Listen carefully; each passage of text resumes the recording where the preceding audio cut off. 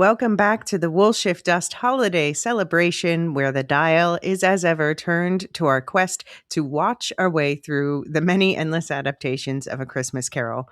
And who's we? Hi, I'm Elysia, here with my partner in Dickensian dissection. Hello, Luke. Hello, Elysia. This is our third and final roundup of Christmas Carol adaptations for this year.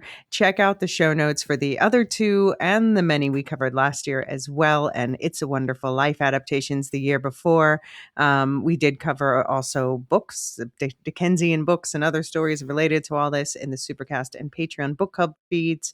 A little bit more on that at the end. But yeah, you'll find all of that in the show notes. And by the way, we've been discussing our structure for next year, and we're going to go down one episode next year. So we've gone in hard attacking the first 2 years, and now we're going to do 2 episodes next year. Also because we're going to do I have a weird thing about matching it to the structure of the books, and there's 3 chirps in the third book. you know when 4 quarters this year. You know when I casually mentioned last year that wouldn't it be fun if we did a Christmas Carol adaptations? I had no idea the Pandora's box of content I was opening. There's hundreds. There's literally hundreds. So many of them. So next year we're going to do one episode that's A Christmas Carol adaptations through time. So mixing together the classics and twists. And then there's going to be a theme episode. And next year's theme episode is TV specials. So we're definitely including Blackadder. I'm insisting on including Doctor Who. We'd love to hear what everyone else's favorite A Christmas Carol themed TV episodes are. So you can jump into the Discord and send it to, we have our Woolshift Dust channel there. You can leave it there. You can send us an email, woolshiftdustpodcast@gmail.com. You'll find links to both those things in the show notes. And next year we'll make a selection. So it's going to be popularity rules. So more votes means more likely to be covered. And then also, of course, just personal preference beyond that. And yeah, of course, we want to hear what other adaptations you love and would love for us to cover as well in general, including the feature films, of course. Anything to add to that, Luke? No. I think you've covered it. I think you've covered all the bases. But yeah, I can't believe we're going to have 3 solid years of Christmas Carol content. That's just nuts. I mean, there's 5 Christmas books, so can we stretch this out for 5 years? Oh, easily. I mean, can we stop after 5 years is the real question. Oh, me and my big mouth. Wouldn't it be fun to do a Christmas Carol? Aren't you entertained? Are you not entertained? Sorry, Gladiator quote. There should be a Roman-themed Christmas Carol. Let me know if anyone knows of one existing. Okay, so today we are this is the last Twists Alone episode, and we're covering 5 versions today, including 2 brand new films from 2025. We are covering Mr. Magoo's Christmas Carol from 1962. That one's actually was way more classic than I expected. It's not really a twist. It had the same thing of the play within a play thing that the Flintstones did. Exactly. Yeah. Except this one went it just used that as a framing story and then ignored it in the middle, whereas the Flintstones really incorporated it. Yeah.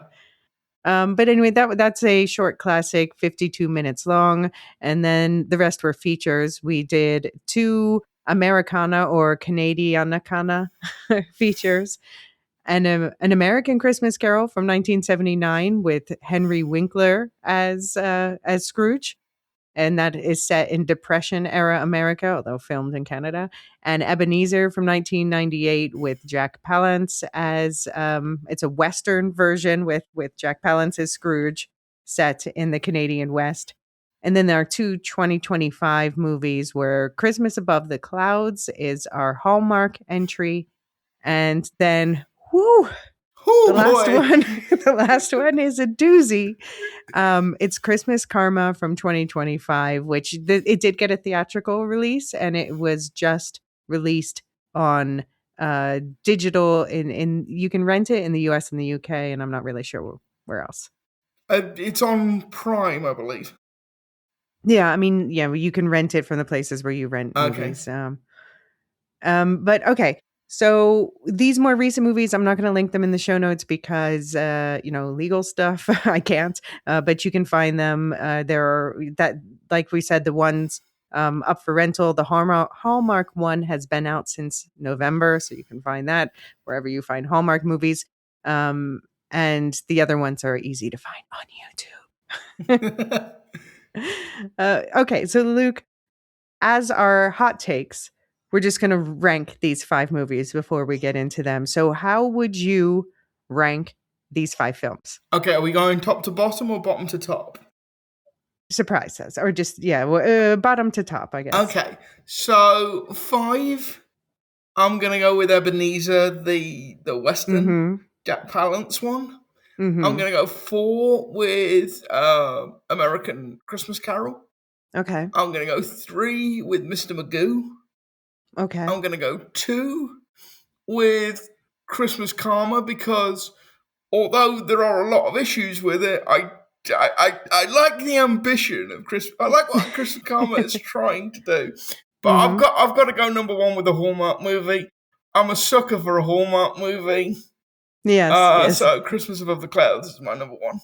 Okay. All right. I'll give my ranking, but I want to say up front, I absolutely enjoyed every single one of these on some level. Yeah, I did. um, I'm going to do. I think I'll also do Ebenezer in last place for reasons we'll discuss. Um, I'm sorry, Luke. I'm going to do next Christmas Above the Clouds. I enjoyed it. I enjoyed it.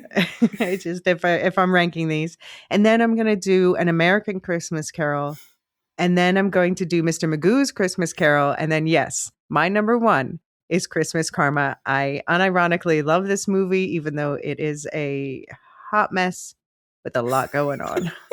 It's got a lot going on. We were talking off air about could we actually do Christmas Karma as a standalone episode, and Easily. we certainly could. We're just choosing not to.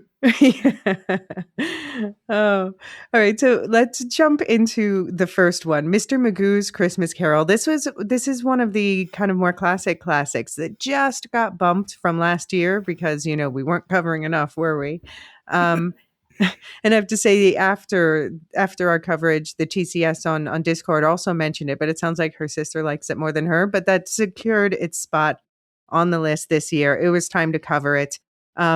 Luke, were you familiar with this one? Are you familiar with Mr. Magoo in general? I wasn't familiar with the Christmas special, but I was familiar with Mr. Magoo, the character in general. It was sort of I wouldn't say it was a staple of Saturday morning TV when I was a kid, but you got a lot of Hanna-Barbera, like Flintstones cartoons, and I know Mr. Magoo isn't Hanna-Barbera, but you got a lot of those kind of old 60s cartoons on early Saturday morning kids TV. So, yeah, I wasn't familiar with the Christmas special, but I was familiar with the character. Yeah, I mean, I guess I probably was most familiar with. I'm familiar with Mr. Magoo as like sort of the whole idea of him, and I could not remember the fact that I had watched this until I rewatched it now, and for example, the whole lion knocker in like the face in the fire stuff, like I remember all that vividly, but then I was also like, whoa, this is a musical. So I obviously haven't watched it since childhood, but Mr. Magoo in general, not necessarily my cup of tea, the humor, but this really leaned away from that. This special, this really was just kind of a faithful adaptation for the most part. Except they switched the Yeah. order of the order of the ghosts. That really threw me. Yeah, that was random. Why? Yeah, I spent ages like fast forwarding and rewinding because I thought maybe there was a cut in the YouTube video somewhere. Maybe maybe there Mhm. was a section missing or something. Did you watch? I linked that complete history of Mr. Magoo's Christmas Carol No, from I the. didn't have chance Okay. to watch. I didn't have chance to watch that, Okay, because unfortunately. yeah, he references that. I'll put it in the show notes for anyone who wants to see it. Just a YouTube video about how this came about, and he references that as well. And to be honest, I don't know that I necessarily noticed at first, and then it's like, oh yeah, that did happen backwards. But they still spent more time on present, so maybe that's why Yeah. the pacing. Yeah. But yeah, so because I'm not familiar with Mr. Magoo, I don't know if there are regular characters beyond him, and if so, if they popped up here. If anyone does know that stuff, let us know, but just don't have that expertise. But this short, 53 minutes, produced by UPA, which RIP, they were a short lived production company. This was directed by Abe Levitow, and it was released on NBC on December 18th, 1962, with music composed by Jules Stein and Bob Merrill. And what makes this a landmark is this is apparently, according to the little doc I watched, this is the first ever made for TV special for Christmas. That's amazing. Yeah. Yeah, that seems incredible. But okay. So it was made on the cheap on the production side, and they invested more in the music, and they were hoping that the music would become holiday staples, which No, not really. I mean, it was pleasant, you know. Yeah, it was perfectly okay. But the best song in there is the version of On Broadway. So Oh, I was gonna say like the Ringle Ringle perhaps is memorable, but I don't know. Yeah. yeah, Yeah.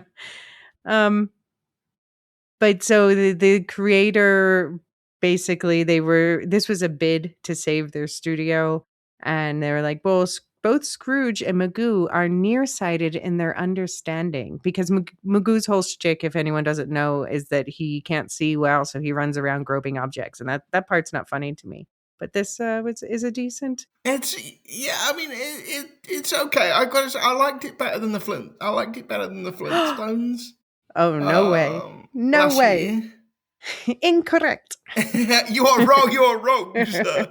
Your opinion is invalidated by mine. I liked it. I liked it better than the one we watched earlier on. The Rankin Bass American one? Japanese. Sorry, The Rankin Bass the one? Rankin Bass one. Yeah, because the kids didn't give me nightmares. This one. Well, so Rankin Bass in the US is like the most famous like Christmas staple. They other things as well. They've done some of my favorite things, but they are especially known at Christmas time, and apparently they were the second out of the gate, inspired by this Mr. Magoo's Christmas special. Okay. And I'm glad, by the way, the version we watched apparently there's two versions. We saw the correct one, which is there's a clipped version that was broadcast, but we saw the full one with the song by like the Charwoman and blah blah blah. Okay. That whole usual stick. I mean, it's interesting because it's not feature length. It's only 52 minutes. It's not. Yeah. Apparently they're going to go for the more comedic Mr. Magoo bent, but then they pulled back and made it more faithful.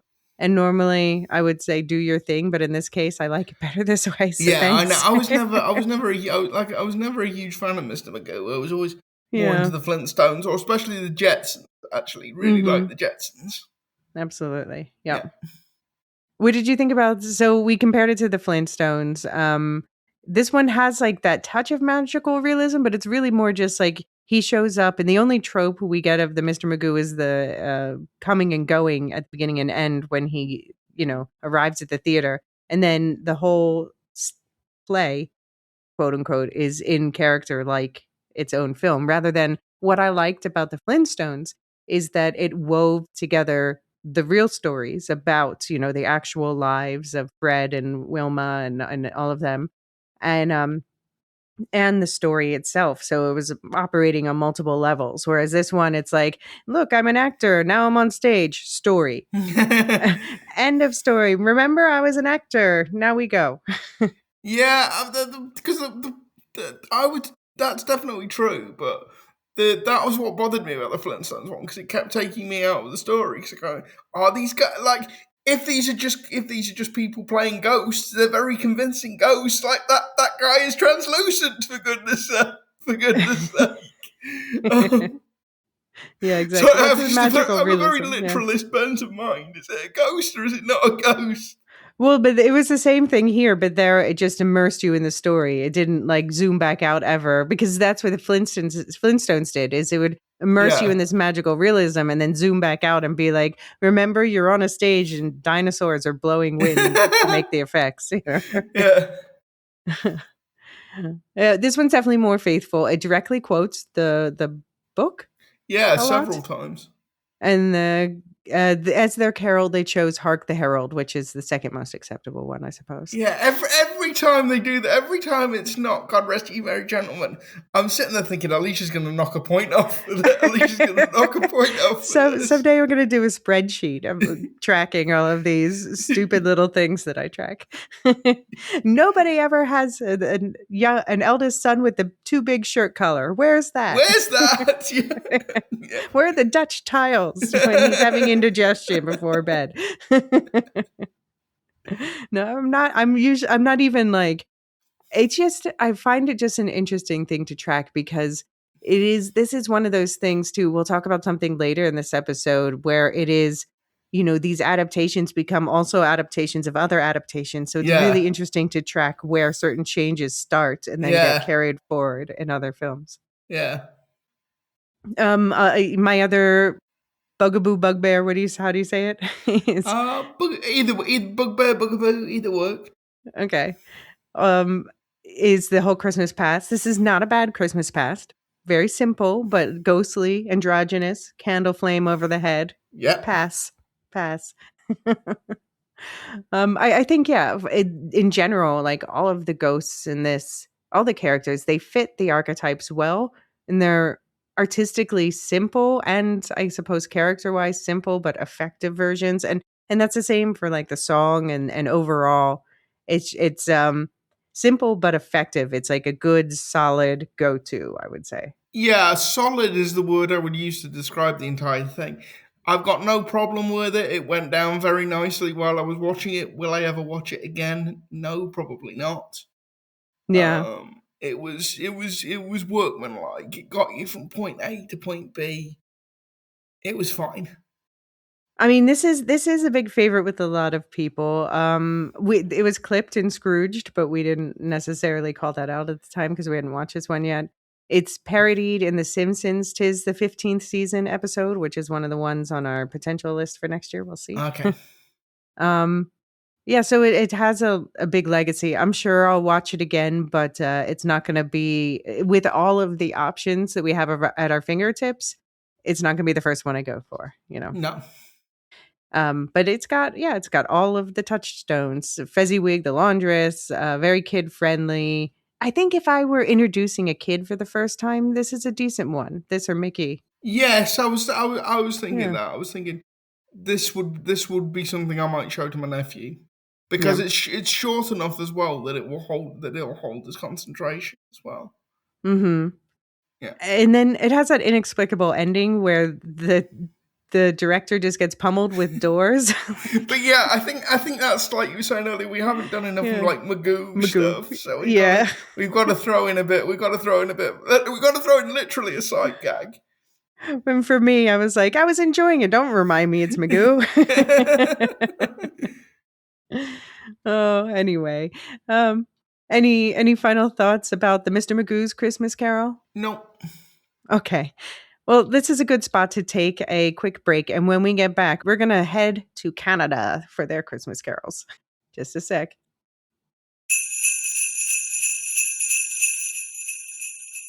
All right. Now, we're going to talk about these two kind of through each other because they are, I don't know, they feel similar in some ways and really how do you say, contrast each other in other ways. So the first one is An American Christmas Carol, 1979. This was a TV movie released on ABC, December 16th, 1979.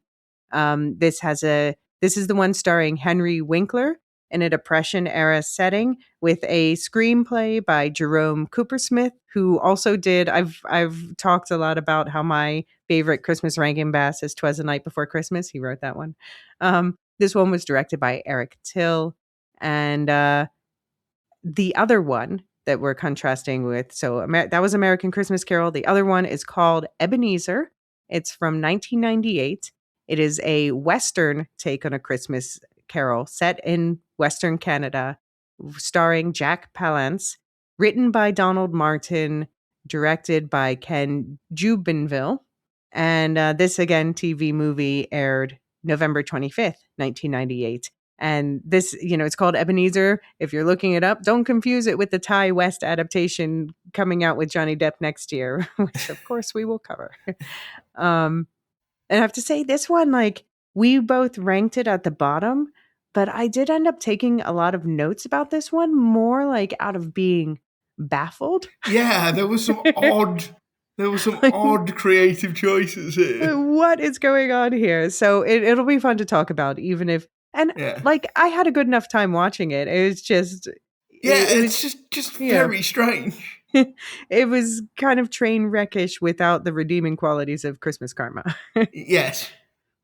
So putting these two head to head, Henry Winkler versus Jack Palance as Scrooge, or in Winkler's case, it's called Benedict Slade, but whatever, as a Scrooge character, who do you think did a better job? Who was the more Henry compelling? Winkler. I mean, actually, I've only ever seen Henry Winkler as the Fonz. I know he has been in other stuff, and I know he was in that TV show Barry, and apparently got very Yeah. good reviews for that. But I I've love never Barry. like seen him as anything other than a comic actor. So actually, I was really impressed. I was really impressed with his performance. Probably because I went in with unfairly low expectations. But yeah, he gives a really good performance. And Yeah. and unlike Ebenezer, the period setting in this one actually works. Yeah. How so? What do you mean? Well, I mean, I just think that the Great Depression is a good time to do A Christmas Carol. Yeah, Right, it's a very good time to tell that story and that moral. Right. Whereas putting Yeah, it in a Western doesn't really work. well, we'll talk about the moral of the Western one in a little bit, but yeah, I question that if they really get the Dickens of it all, what Dickens was all about. But Yeah. yeah, so Henry Winkler, just in case anyone doesn't know that name, is the Fonz, as you said, from Happy Days. He's also been in lots of other stuff, still working today. Played Gene Cousineau in Barry, which was a favorite show of mine. Just, a weird, dark action comedy about a hitman who wants to become an actor. And he's just a famously nice guy. So of course I'm always rooting for him. This was during the height of his Happy Days fame. So when we see him as the younger Scrooge or the younger Slade, that's him. And then he has the old age makeup for older Benedict Slade. Yeah. And then they changed all the names. I don't know why they changed all the names. Yeah, why change the names? The makeup works surprisingly well, actually. Yeah, it was done by Rick Baker, who is one of the most famous. Yeah. Yeah, so that was quite effective. And his whole backstory it's changed a bit. His parents are dead. He has no sister. He was no sister from his original family. We don't know anything about his original family. He's just an orphan who's passed around aunts and uncles who apparently didn't want him. So they sent him to an orphanage where he was adopted by Mr. Brewster to learn the furniture business and that whole thing was weird when he was being adopted, and is like he was being beaten into being adopted. It's like, yeah, like basically, Mr. Brewster is the Fezziwig, right? The Fezziwig stand-in, and yeah. But yeah, it's like you can come and work in my workshop and sweep up after everybody and pay attention to them using the tools. Because hang on. So what are you adopting a child? Or are you hiring an employee? Well, both. Which, to be fair, was a real practice that people would adopt an apprentice. And so I guess we're also not supposed to be weirded out by the fact that the two characters, Franny and Belle, are the same, his sister wife. Because, basically he's raised in this, at least his teen years in this family with her. And, but it's the same as Frankenstein. And so in the books. So, so, and then we get Ben Slade is advocating, like, he turns wicked by becoming too he wants to mass produce thing. Like, he's advocating at this furniture shop for like a proto IKEA assembly line style furniture over handmade furniture. So true or more true, he would totally be an AI bro today. Yeah, he would be an AI. He would be an AI bro, I think. Hmm. Yeah. And yeah, Um. yeah. So go ahead. Also, also that mustache is a thing of beauty. The mustache he is wearing as a younger man, I think, to make him not look like the Fonts, to be Right. honest. But yeah, True. it is an extra. I don't know whether it's real or whether it's It a can't be. prop, It but it's can't an be. extravagant mustache.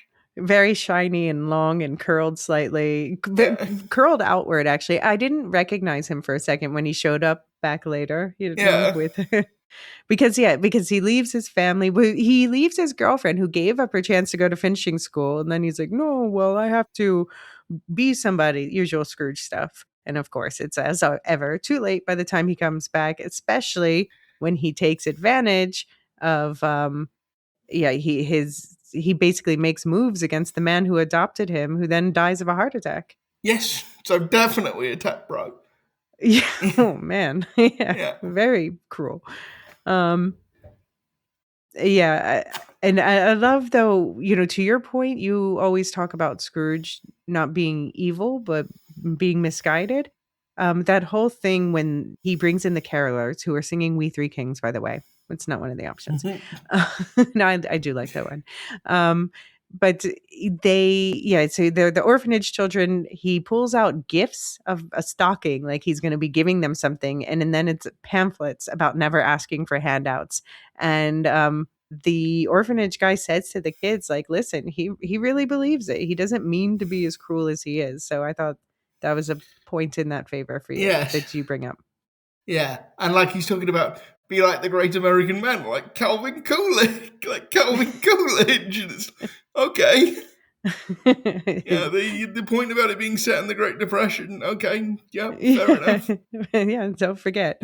Yeah, Um, and then, yeah, and then he goes and forecloses on a farm, repossesses a piano from his old children's home, um, and liquidates a bookshop, and it sounds like, by the way, Slade had fun at school. That's the case in both of these. They liked yes, it school. sounded like the orphanage actually looked like a very well appointed, quite nice Yeah, orphanage. cozy. Actually, Yeah, yeah, they had a piano until he took it. yeah, And then he liquidates a bookshop, which happens to have an original edition of A Christmas Carol, the actual book. So yes, this book exists within this world. And then he starts ripping apart the books. Like, I thought you wanted money. Sell the books. that's a first edition, man. Yeah, do you know I books? I What? get that it's a nicely bound leather cover and all that. It's Yeah. proper leather, but jeez. You know what makes it even more valuable? Having the original pages in Yeah. it. Oh, so okay, so that's Slade. So let's step over to I have less to say about Palance, although I have to say I looked into him as an actor, as a person, a little bit, just out of curiosity. He passed away in 2006 at age 87. He got 3 Oscar nominations while he was alive, and one, I remember this one, he won for City Slickers in 1991, which feels like a career achievement Oscar. He was a rancher himself, and yeah, I thought of him as a conservative dude, and I suppose he is, but he's a much more sensitive soul than I expected. Like, he gave up eating beef because he's a rancher. He's like, oh, I can't eat those cows. No. He also painted landscape art and wrote poetry and would sell them. Um, I don't know. Do you know much about Jack Palance? I just know him from I just know him from City Slickers. Okay. I know he was like he was in a lot of films and a lot of TV shows, but the only thing I know him from is City Slickers. Okay. Okay. Yeah. Yeah. He was from Pennsylvania, which is where I grew up. So he, really was proud of being from there, and then transplanted to the mountains in California. And by the way, both Palance and Winkler have stars in the Walk of Fame. But So I think it's interesting that this character is from Philadelphia in Pennsylvania and then moved out west and then eventually to Canada in search of gold. And I'm sure they actually did go to Canada in search of gold, as in funding for their movie. But yeah, hopefully the movie, unlike the character, didn't cheat everyone along the way there. Yeah. Like, because that's kind of my thing with this version is casino owner, fine, but he's like he cheats at cards. He's not just being miserly. He's actually committing crimes. He stole from Fezziwig and ran off. Like, Yeah. Yeah, it's the kind of it's the point. He is evil. He's not indifferent. He's actually a bad guy. hmm, Yeah, and I think Jack Palance is fine as the Ebenezer character, but he is doing, it's very much a vehicle for Jack Palance. He is doing all the heavy. He's doing all the. I mean, Scrooge is obviously a main character in any adaptation, but Jack Palance is doing all the heavy lifting in this. mm-hmm. There's not really. He's like the only one who can act in this movie. Just yeah, about. the side characters are reduced down to the minimum you can get away with. Yeah. Yeah. I mean, I would say there's a lot of weak acting outside the leading men. Both of these are star vehicles. That's another thing they have in common. Yeah. Yeah. Not so much in An American Christmas Carol. I thought the supporting actors in American Christmas Carol were fine, but yeah. All right. Do you want to talk more about them? Yeah. So we've got the standard side characters. So Marley is Jack Leonard? Latham, thanks. Who is like is Sledge's mentor, obviously. But when he haunts him, he talks about hell being basically you're locked in a room with your own mistakes. Yeah. So he's not dragging around boxes or heavy chains or anything like that. He's just sitting in a chair and like he's talking about like a politician is trapped in a room listening to every speech he ever made. General sitting there having to look at the faces of every soldier that ever died under his command. Mm-hmm. So like hell is just a constant repetition of your own mistakes, which actually I think is I don't know what hell looks like, but yeah, that sounds pretty hellish. Yeah. Yeah. Well, then I was okay, wait. I did quote that in a later section. He says, "Hell is not what you think of, fire and pitchforks." And he says, "Thank God," Slade says. And Marley, what's his name? Jack Latham says, "It's worse, living your past all the time." So then I was wondering, are the hauntings a taste of hell then? Yeah, probably. So this 79 one, the one with Henry Winkler, was filmed in and around Elora, Ontario, with sound stages in Toronto. So it was filmed in Canada, despite it does seem to be set. It's set in the fictional town of Concord, which I think is supposed to be like every town USA. Well, no, there is a town of Concord, New Hampshire. I mean, I think there's a lot of towns called Concord. Okay, but there is definitely one in New Hampshire. Okay, which is where this was supposed to be. Oh, it did say that? Okay. Yeah. Okay. But most of the film's actors and crew were Canadian. So again, that Canadian gold. What did you think about the Thatchers were the Cratchits? The Thatchers were the Cratchits. Yeah, I thought they were quite good. You made a point to me in WhatsApp that the Tiny Tim stand-in doesn't understand the mechanics of crutches. But no, he just stands up and then puts them down. I'm like, dude, you've never broken your leg. Yeah, no, you don't understand how crutches work. Yeah. So we have Bob who's fighting to reopen the mines, and Slade fires him. And this is the trope, by the way, I was saying, apparently, because it comes up in a couple of these movies today where the Scrooge character fires the Cratchit character. And I'm like, that's so random that a few of them haven't. But apparently it comes from the 1938 classic movie, which, by the way, it was almost on our list this year. We just had to. Yeah, we can only watch so many adaptations. Yeah. So 1938, 100% on next year's list. But that's apparently where the firing Cratchit trope comes from. Yeah. But yeah, Bob wants to reopen the mines, and he points out, rightfully, that Slade would also benefit from a more prosperous town. Which and the fact that Slade, this is like Slade also ripping apart the books, like you Yeah. are giving away money. It's hard to reconcile this short-sightedness with the means well, not evil characterization. Yeah. Did the Slade character remind you of Potter out of It's a Wonderful Life as well? Okay. Yeah, Um. in that he kind of owns the town basically. Mm-hmm. Everybody owes him money. Right. True. Yeah, True. True. Yeah. Good yeah, point. Good point. All right. All right. It was pivoting to the 98, to this setting and acquaintances of our Scrooge, Jack Palance's Scrooge. That one was filmed. I was like, I love the production design. And then I wrote in my initial notes, probably actually just a theme park No, because you know it's so what? perfect. You know what? That's exactly what I was thinking. Because near where I grew up, like where you went Hmm. for birthdays and stuff, there was a theme park called the American Adventure, Okay. and Yeah. it had it was broken up into various sections. So it had like a Hollywood bit, and it had like a pirates bit, but the biggest part of it was the Old West, and it had like a proper like movie set, and like twice a day you'd have like this little play that they'd put on where like people would be jumping off horses, Right. jumping through like rings on fire and stuff.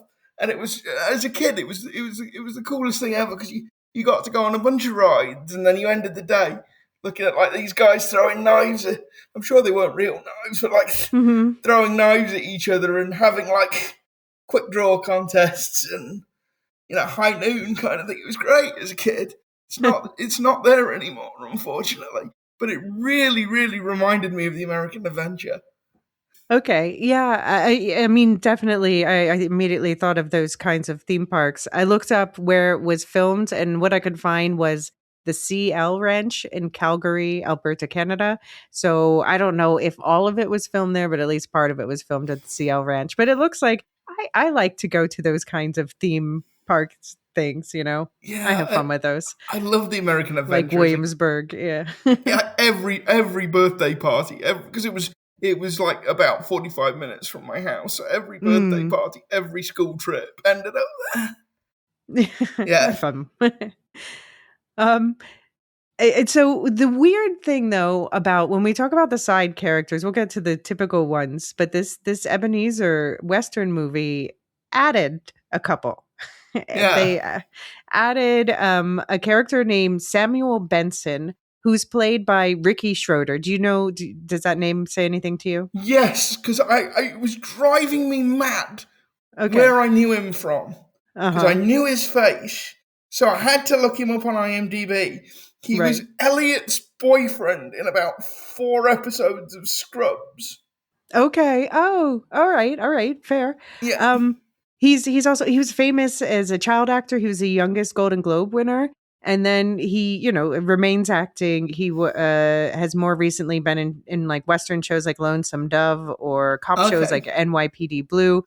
But he's most recently made a name for himself with videos that have gone viral of him, like going after people because of masks and things like that. So, he was very vocally anti-mask and bailed out Kyle Rittenhouse, the shooter. So he Oh, has, okay. yeah, We've gone down that road, have we? yeah, yeah. Yeah, but he was the male nurse who was going out with Elliot in about 4 episodes of Scrubs. And like Okay, literally as good soon as I looked him memory. up on IMDb, yes, that's where I know your face from. I mean, yeah, I've watched all of Scrubs, but I don't remember him from that. But that's probably because I just knew who he was already. Then Okay. it didn't register. Um, But yeah, so in the movie, Sam, he has his girlfriend Erica, and they are saving up to marry. But then I love how the introduction to these two characters is, "Oh, baby, I want to get married, but I need to save first." Sorry, this that's I can't do the Western accent. But then he I quite immediately like the accent. I thought you did quite well. thanks. But then he says this to her, like, I need to save my money. And then he's standing in front of a casino and walks into the casino, like right after. He's like, you go to work. I'm gonna get you out of that job. Go save some money inside this casino. By the way, the job is apparently she is the maitre d' at the local restaurant slash Brothel. brothel, essentially. Yes, she's working as a maid. It's made because she's saving herself. It's She's made saving very herself. clear that she is not one of the sex workers. She's not one of the sex workers. But she still gets judged for it because Yeah. this film has some points it wants to make, which are atypical for Christmas Carol adaptations. Yes. But yeah, this is another one where it seems, well, I guess it's not that Scrooge owns the whole town, but he does end up, he's cheating at cards, as we already said. So he wins Sam's money and he's pressuring Sam to gamble more so he can take his deed to his house. He ends up with his horse. The cheating thing, like, Yeah. first of all, I knew right away he was cheating, but what was the spit thing about? I never figured out. That's the thing. I understood he was cheating, but I have no idea like how he was doing it. There's something to do with the false bottom in the table. There's something to do with the false compartment in the table. But I don't understand like how that helps you. But so I mean, the false compartment, like I can see just coughing or whatever. You get the car, you distract people. Maybe this. Like, why does the spit not go in the spittoon when they spit from that seat? It doesn't. No, it's never really very well explained what's going on. I mean, but just essentially, he's distracting people and then taking cards from a false bottom under the table. I don't know. Yeah, that's about as far as you get. Yeah. But so he ends up winning against Sam because of all this and taking all of his stuff. But then the lawman bellhop. Yeah, what? Like, clearly the costume department just ran out of money because the sheriff is dressed as a bellhop. There's no other way of putting it. Yeah, he just literally has a bellhop cap on. So it turns out he's the nephew character, and he intervenes and is like, come on, uncle, have a heart, give him one night at his place to like clean up and get out. And also his girlfriend is saving herself for marriage, but then she's apparently spending the night at his place in, I guess this is supposed to be the 1880s, yeah, 70s, yeah. But yeah, just to go back to the sheriff for a second, because that really just threw me completely, because it's like I'm sorry guys, we've run out of money. We can't get any more cowboy costumes. All right, what's in the bottom of the truck? What can we? Well, we've got this bellhop outfit. Can we get away with that? Yeah, stick it on. Don't worry about it. It's like, why are you dressed like that? I did actually do go on a little deep dive after watching this movie on the internet, trying to find is there some sort of Canadian sheriff historical costume that looked like a bellhop? And the internet's like, I don't know what you're looking for, lady, but it doesn't exist. Anyway. I'm sorry, I can't. And that's me doing it the old-fashioned way, by the way. I never use AI searches. Yeah. I'm sorry, I can't take this Western version of A Christmas Carol entirely seriously. No, it's fair. But so Sam's going to get kicked out on Christmas Day. And then back in the saloon, it's empty now because, there was the big fight between Sam and Scrooge and everyone's skedaddled. But Cratchit has to, of course, stay and clean. And then he's shamed into asking for his salary. Like, how dare you ask for the money I owe you? And then when he finds the secret cheating compartment under the table, he gets fired for it, which you would think it would be the opposite, right? Yeah, exactly. You've got dirt on Ebenezer. Right. Yeah. You would think he would be like, I will fire you if you tell anyone. Yeah. Not like you're a free agent now. Like there's no motive for him to bite his tongue after that. And also, why is he constantly demanding that Cratchit take his boots off so he can throw them at people? Like, what? And then he's making Cratchit walk barefoot through the mud to retrieve his own boots. Yeah, what? He's throwing them at the carolers. Yeah. Yeah. But Tim comes And this time he has a respiratory illness. That's another thing that'll be a marker for me because Charles Dickens is like, little Timmy, he's sick. Don't worry about how, but he's sick and he needs money. And so it's always interesting to see how each adaptation handles that, what direction they go. I don't think I mentioned that was also a good tie-in with the one set in the Great Depression with the Henry Winkler one. Is he has polio? It sounds like, at least that's what they hint at. So that's a historical tie-in. Yeah, that is kind of, it's either polio or diphtheria. It's one or the other, but yeah. So that one was tied in historically. This one is just throwing stuff at the wall to see what sticks. But Timmy comes into the saloon, hugs Scrooge, and gives him a gift he carved from himself. What did you think of this, Timmy? He was fine. He's fine. Yeah, he was perfectly kid, okay. Whatever. Yeah. He was an adequate Tim. Yes, fair. Yeah. Fair. Not like the other one. So this movie wins on that point, at least. Yes. And then, we find out his old business partner is Jacob Marlowe instead of Marley. Whatever, fine. And the picture keeps turning up. There's a couple this time where they just turn up in a picture instead of the door knocker thing. Yeah. That's now been a trope that's been worked into these. And then we find out that the saloon was actually Jacob Marlowe is Erica's father, Sam's girlfriend, who's working at the brothel nearby. And the saloon was owned by her father until Scrooge cheated him out of it in a poker game, the same way he just did with Sam. And his father was like, why do you think are the chain of events? So he cheated him out of it. And then his father was like dying of randomly or of sadness or something. And then he said, you promise you'll give this to my daughter. And he's like, oh, yeah. And then he refused to even give his daughter a job there. Yeah, it felt to me like this was like the penultimate draft of the script. Like they needed one more go over the script because there were just holes in it that did, like, you could tell the direction they were going in, but they hadn't figured out how all the pieces fit together. Yeah. Okay. Yeah, and of course her mother died in childbirth because, of course. And then I do think Lawman Bellhop was or Bellhop Sheriff, whatever we want to call him. He was low-key my favorite because of his costume and because he was the worst actor of the bunch. Oh, yeah. Literally. I wouldn't be surprised if it's crap, we haven't cast the sheriff. Quick, Grip, literal bellhop. Yeah, Grip. Come on, want to give the best boy? Come over here. Just stand here. There.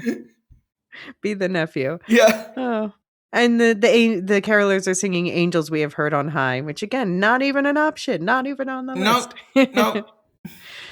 All right, let's check back in on the Henry Winkler one from 1979 with the whole spirits and visions of it all, where I love how the book exists within the book, and then reading the book seems to trigger the haunting. And I think the effects in this one, like you said, it's just a guy sitting in a chair. It's very muted, but obviously they didn't have much budget, and I think they did a good job with it because the production design carries the mood.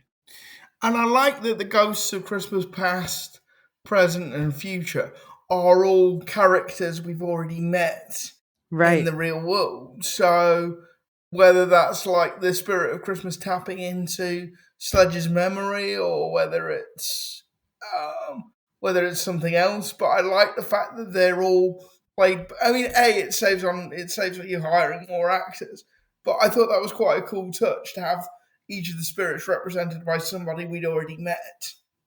Mm-hmm. Yeah.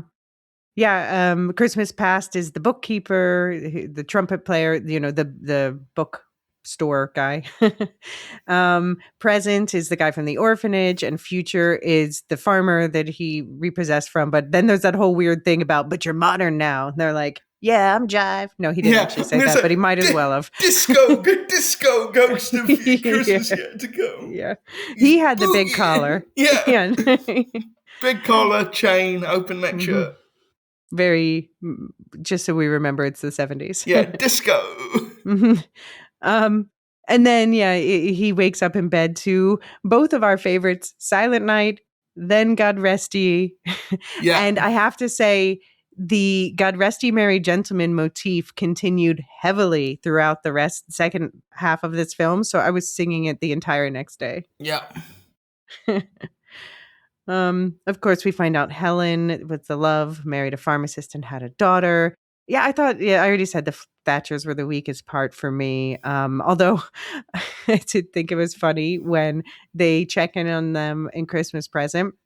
And Bob says he lost his job, and the little girl is like, if you don't get another job, Daddy, are we going to starve to death? He's like trying to distract them, and she's having a meltdown in the corner. Way to pressure Daddy, kid. And also, I thought, like, it's if you don't tell, you've got a secret. Like, I've lost my job. Oh, I thought you'd killed somebody with an axe. Wow, that's dark. Yeah, and then we find out that of course, there's the trope where Timmy has to go to some clinic far away. It's the only clinic that can do the thing. In Australia, in Australia, it's the first but not the last time Australia is going to crop up. Yeah. So this was a real thing. This Elizabeth Kenny's clinic in Australia, because cool. Yeah, again, this one is concerned with historical accuracy. So I know, and I like that. The historical tie-in, as I said. And of course, in the future, we see the auction for Slade's stuff. He's not valued. His stuff is burned, and his grave is grown over and unvisited.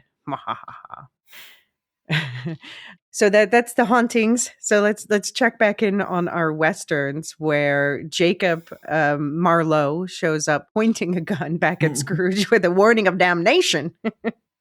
It's saying he once considered him a friend. Clock spin backwards. I mean, Jacob Marlowe in this case was kind of a silly whatever, right? Yeah. I would say the thing we maybe have to talk about more is Christmas Past, who we see these people in the streets. Again, we see random people in the streets who disappear, who turn to be spirits. We saw at least two of them. I don't know if we saw the third. And Christmas Past ends up being, she's a hooded lady with a fringed, I'll say, outfit on. She is played by Michelle Thrush, who is a real Cree woman. I will acknowledge that. But she is, she's Native American, dressed as a stereotype, treated as a stereotype. And the first question she's asked is if she has met Pocahontas. No, if she is Pocahontas, and she says she's met her. And I'm like, these people don't know each other. She's from West Coast Canada. Pocahontas was from frickin' Virginia, okay? For centuries before. As soon as it started, I thought, don't make the Ghost of Christmas Past the Native American, don't. Especially if it were grounded in anything. Yeah. Like if there were even a moment, I thought that they were going to have him be like, you took the land that used to belong to my people. But no, none of that. Not even a second. Yeah, you were going to do the whole and then passing on the wisdom of the ancestors. Passing on the wisdom of the ancestors thing. And yeah. They just wanted her to wave her hands around and look exotic. Exactly.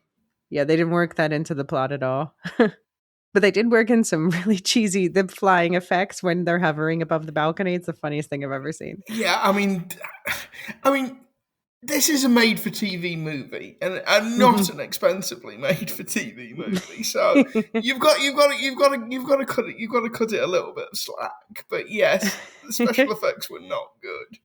It's just that where they're like flying and they're just kind of like hovering, like woo. Like, just go. Just don't linger on that. Don't linger on that shot. But yeah, then we see, of course, we talked about the whole that he's from Philadelphia, and we find out they're singing a random Hallelujah song that might be an original composition. Didn't look it up. And the father, we find out, is looking down because he made a bad investment and is feeling remorse. And the horrible thing that happened to Scrooge is that when he was 12, he loved going to his school. But he was told that his father was pulling him from it, but never explained why.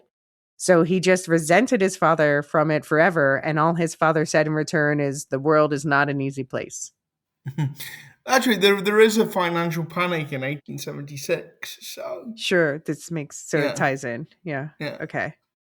Good point. Good point. You should yeah, give this more. They should give this movie more credit because there's another historical tie-in I'll mention too. yeah.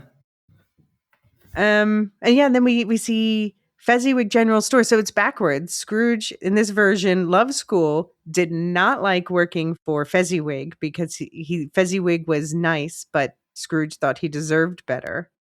And he just freaking outright steals from him and runs away. What did you think of that? And steals a lot of money from him by the look of Yeah. it as well. He's not just taking like the odd bit of change, he takes everything that's pretty much everything that's in that till. Yeah. Yeah. Yeah. Oh, but it's okay because he leaves him a note. He wasn't but stealing the money, he was just borrowing it. but then the note blows away and he never pays him back regardless. Yeah, Yeah. no. And then so he's traveling from town to town looking for gold, and he meets, instead of Isabel, it's a woman named Rebecca Gordon. In Deadwood, of course, it's just randomly mentioned. And she is the daughter of a cattle rancher. So they marry, and he ends up taking over the father's ranch when the father gets too ill.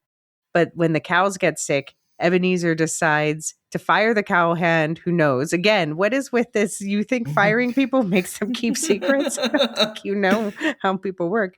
Um, and then he tricks someone else into buying the ranch. And he's horrible to Rebecca's father on his deathbed until he basically has a heart attack on the spot. And he says, like, I'm just going to take your daughter and go to Canada and look for gold. And he does that. But then Rebecca's like, this sucks. You suck. I'm running off with the sheriff. And Not Sheriff that's Bellhop.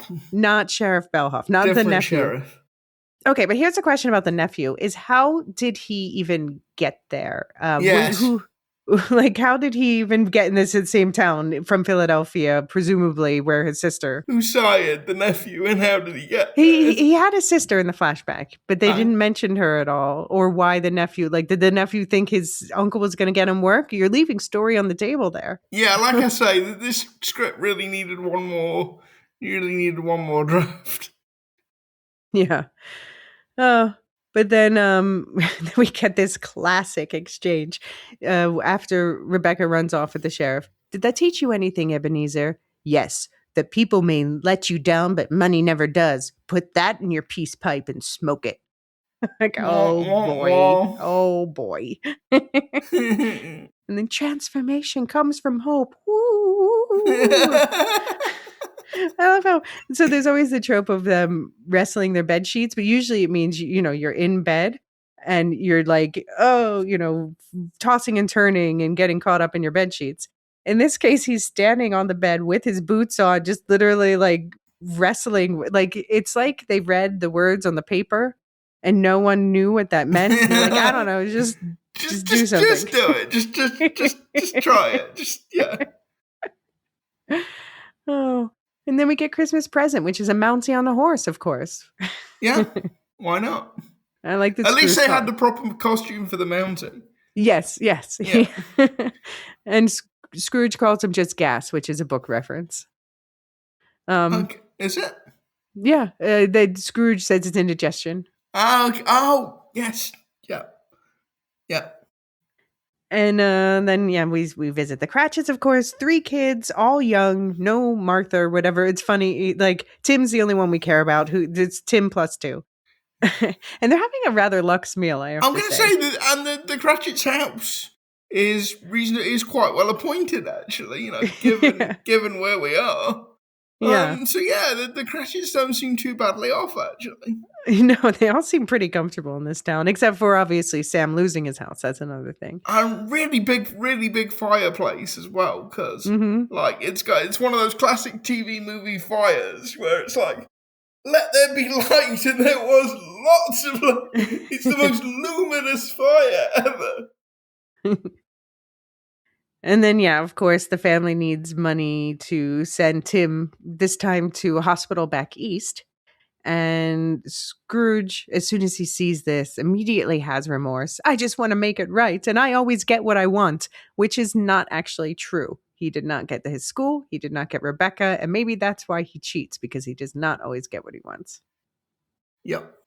But yeah, so we get the nephew's party. We get the debt collectors there. I love how the debt collector is the drunk debt collector is just friends with the nephew. Like everyone's friends in town except for Scrooge. Yeah. um, yeah, it's fairly true to the book. There's no games, but that's and then the question is, what does it all mean? Well, here's where things get weird with the 79 one. During the hauntings, because we have these two extra characters, Sam and Erica, they have their story being Oh, cut in not the between. 79 one. You mean Sorry, the 98 one. Yeah. yeah. Here's what happens in the 98 one. During the hauntings, we have these two extra characters, Sam and Erica, and they have their story being cut in between into the hauntings where they decide to break in because Erica just randomly, for the first time, told her fiance that she always carries the key of that saloon around her neck because it was her father's. And so they decide to break in and prove Scrooge is cheating. But when they find it, they go to confront him, and Scrooge is like, F you. I'm not going to admit to that. So Sam challenges Scrooge to a duel at dawn, despite the fact that Sam is short sighted and not a very good shot. Sorry, not at dawn, at high noon, because Scrooge be drinking. And Erica doesn't want him to do it. So they're arguing, but that doesn't really go anywhere. And then, yeah, it ends with Christmas pistols at noon. So did you think that you would be watching an adaptation of A Christmas Carol that ended with Christmas pistols at noon? No, and this is the thing. I think you can do a lot with the Christmas Carol. I think there are many settings you can put it in, but this whole setup just felt like oil and water. Like it just doesn't. A western is just not a good setting for this story.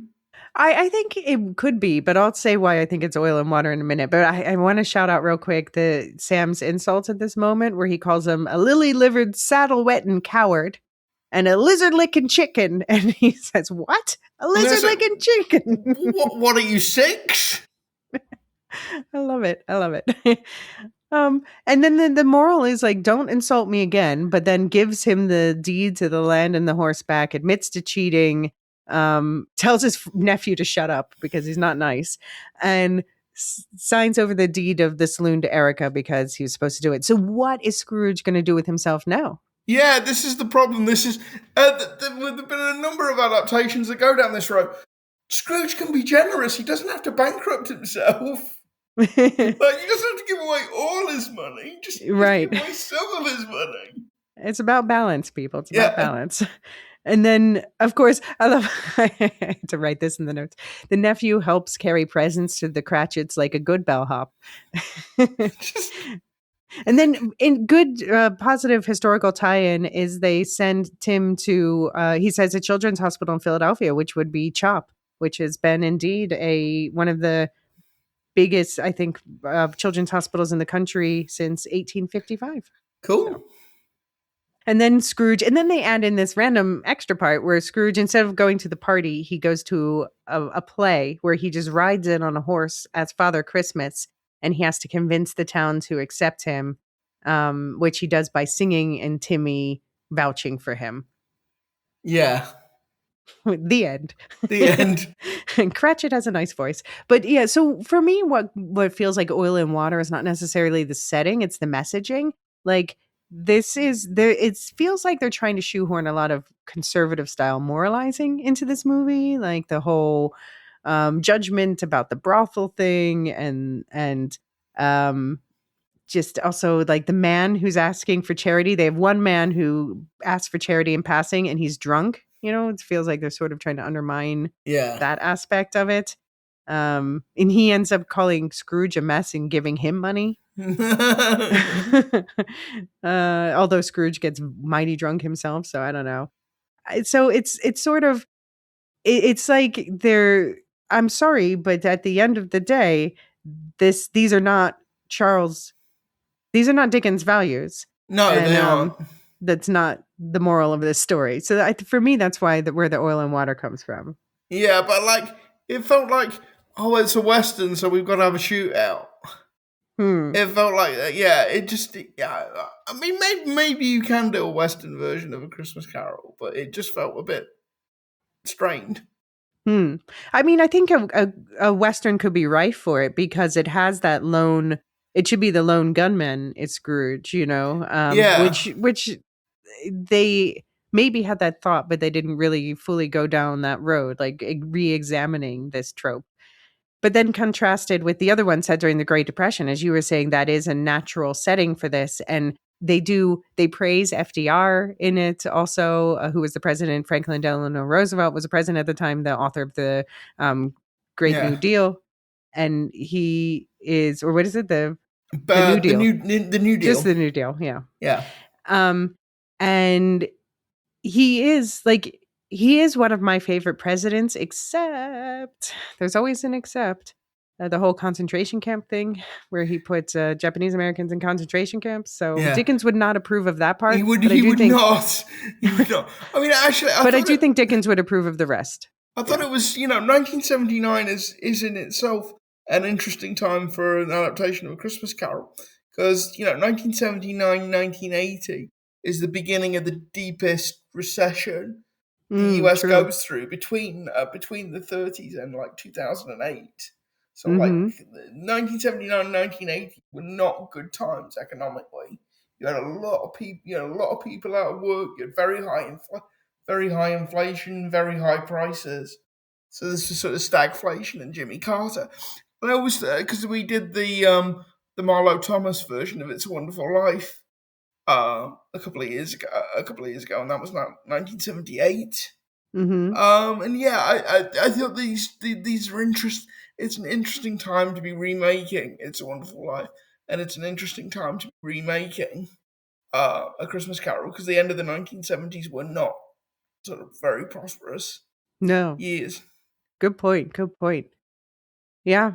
And then we have him, of course, the Henry Winkler version is obviously also very remorseful and generous, and he visits the Fletchers, aka Cratchits, with the chicken and presents. And he's I'm like, why is he's sending this child to Australia with a nurse, but not with one of his parents? I'm like, let his mom go with him. Come on.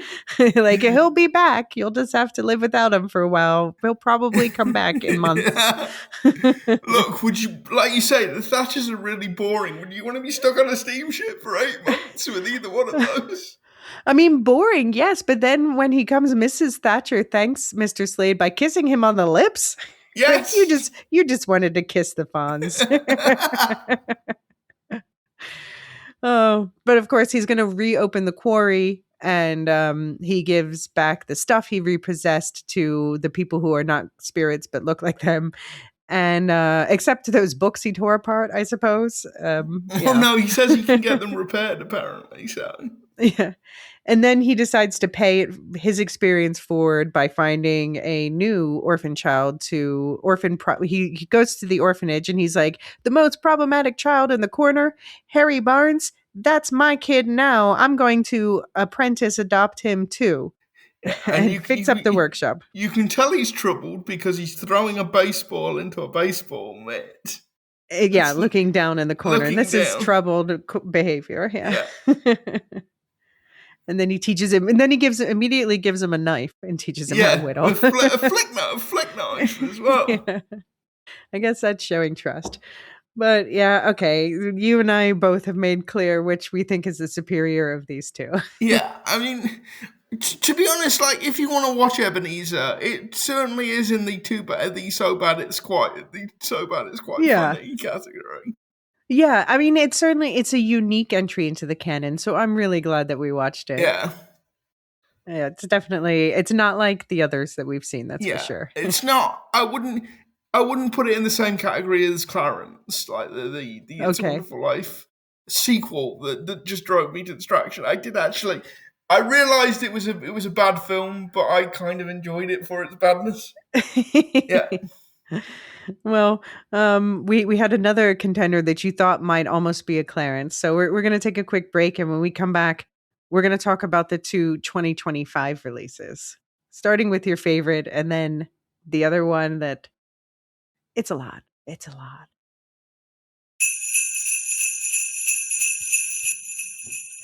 Okay, welcome back. It's time for our annual Hallmark check-in. Now, Luke, you chose this film. Do you want to tell us about Christmas in the Clouds? Okay, so the easiest way to describe Christmas in the Clouds is, as we've said on a couple of earlier episodes talking about this, it's a Christmas Carol on a plane. Mm-hmm. So our heroine, Elysia, see what they did there? Oh. See what they did? She is taking a flight from New York to Sydney, which is the longest continuous airline flight you can do. They do reference that in the movie, and I looked it up. It's true. It's not the longest. It's obviously not the longest flight you can do, but it's the longest continuous one. Yeah. 20 Yeah. hours, they said. Yeah. Yeah. And so she will be visited by the three spirits whilst airborne. And that's basically the plot. Yeah. While sitting next to her ex-boyfriend. While sitting next to her ex-boyfriend. Yeah. So this one, I thought it was funny. This one was rated G, and I felt it. Yes, it was very, very G. It was just released in November this year. It was one of the first of this year's Hallmark Christmas batch. Is directed by Peter Benson and written by Christine Garver and Stephanie Jackson. And yeah, I have to say, as someone who has spent a lot of time on airplanes, the airplane tropes were fun. You know, they had fun with that. Yes, they did. With the ghosts being, well, we'll get into it. Yeah. I particularly like Marley. You know, the version of hell was she is trapped in the airline safety announcement for all eternity. Right, with seat belts as her chains. Yeah, with seat belts as her chains. Which are polyester. Oh my God. She's wearing polyester. That's her torture. Did the setup, though, when we started, before she gets on the plane at her office, did it remind you at all of the Carrie Fisher one? It did. Christmas Carol? It did. I mean, it's Hallmark. They know what they're doing. They have a formula. Within like 15 seconds, where the main character is introduced as Elysia, it's just like, yep, okay, it's Hallmark. Hit me with it. Also, the travel agency Great Expectations trips. Right. See what they did there. Oh, yeah. Oh, and there's a boy on the plane called Oliver who he says, "Please, sir, can I have some more math problems to solve?" Oh, boy. The Dickens references are both on the nose and out of nowhere at the same time. Yeah.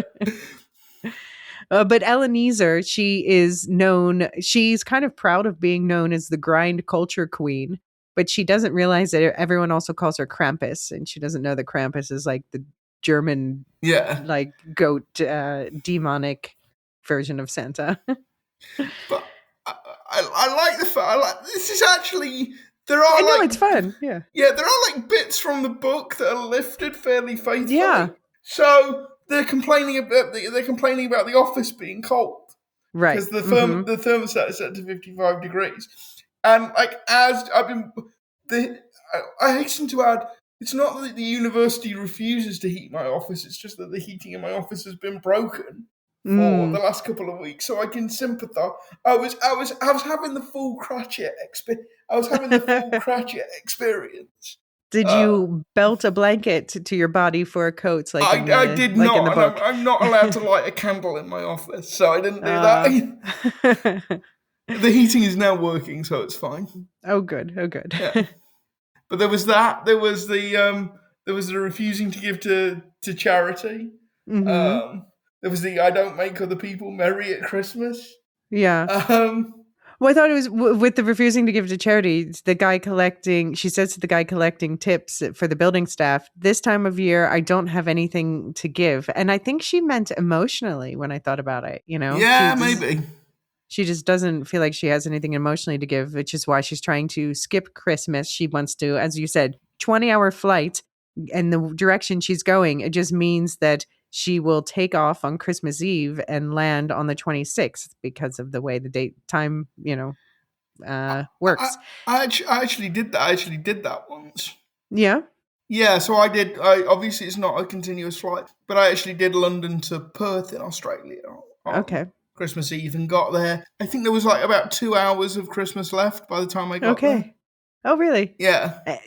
Was your plane all kitted out with decorations? No, it wasn't. But like we were not flying business class. We were very much flying coach. So Okay. yeah, Well, so she's apparently going to. I'm confused about what her company actually does. Like, she is a travel agency, but she's going to I think it's like look. cutting adverts for That's what I resorts. thought at Yeah, first, but then she's talking about a chain of boutique hotels to buy or something. So it's very unclear what she has a travel empire. It's yeah. unclear what Great Expectations Trips does get. Anyway, it was a joke that's made at the end that didn't make me laugh.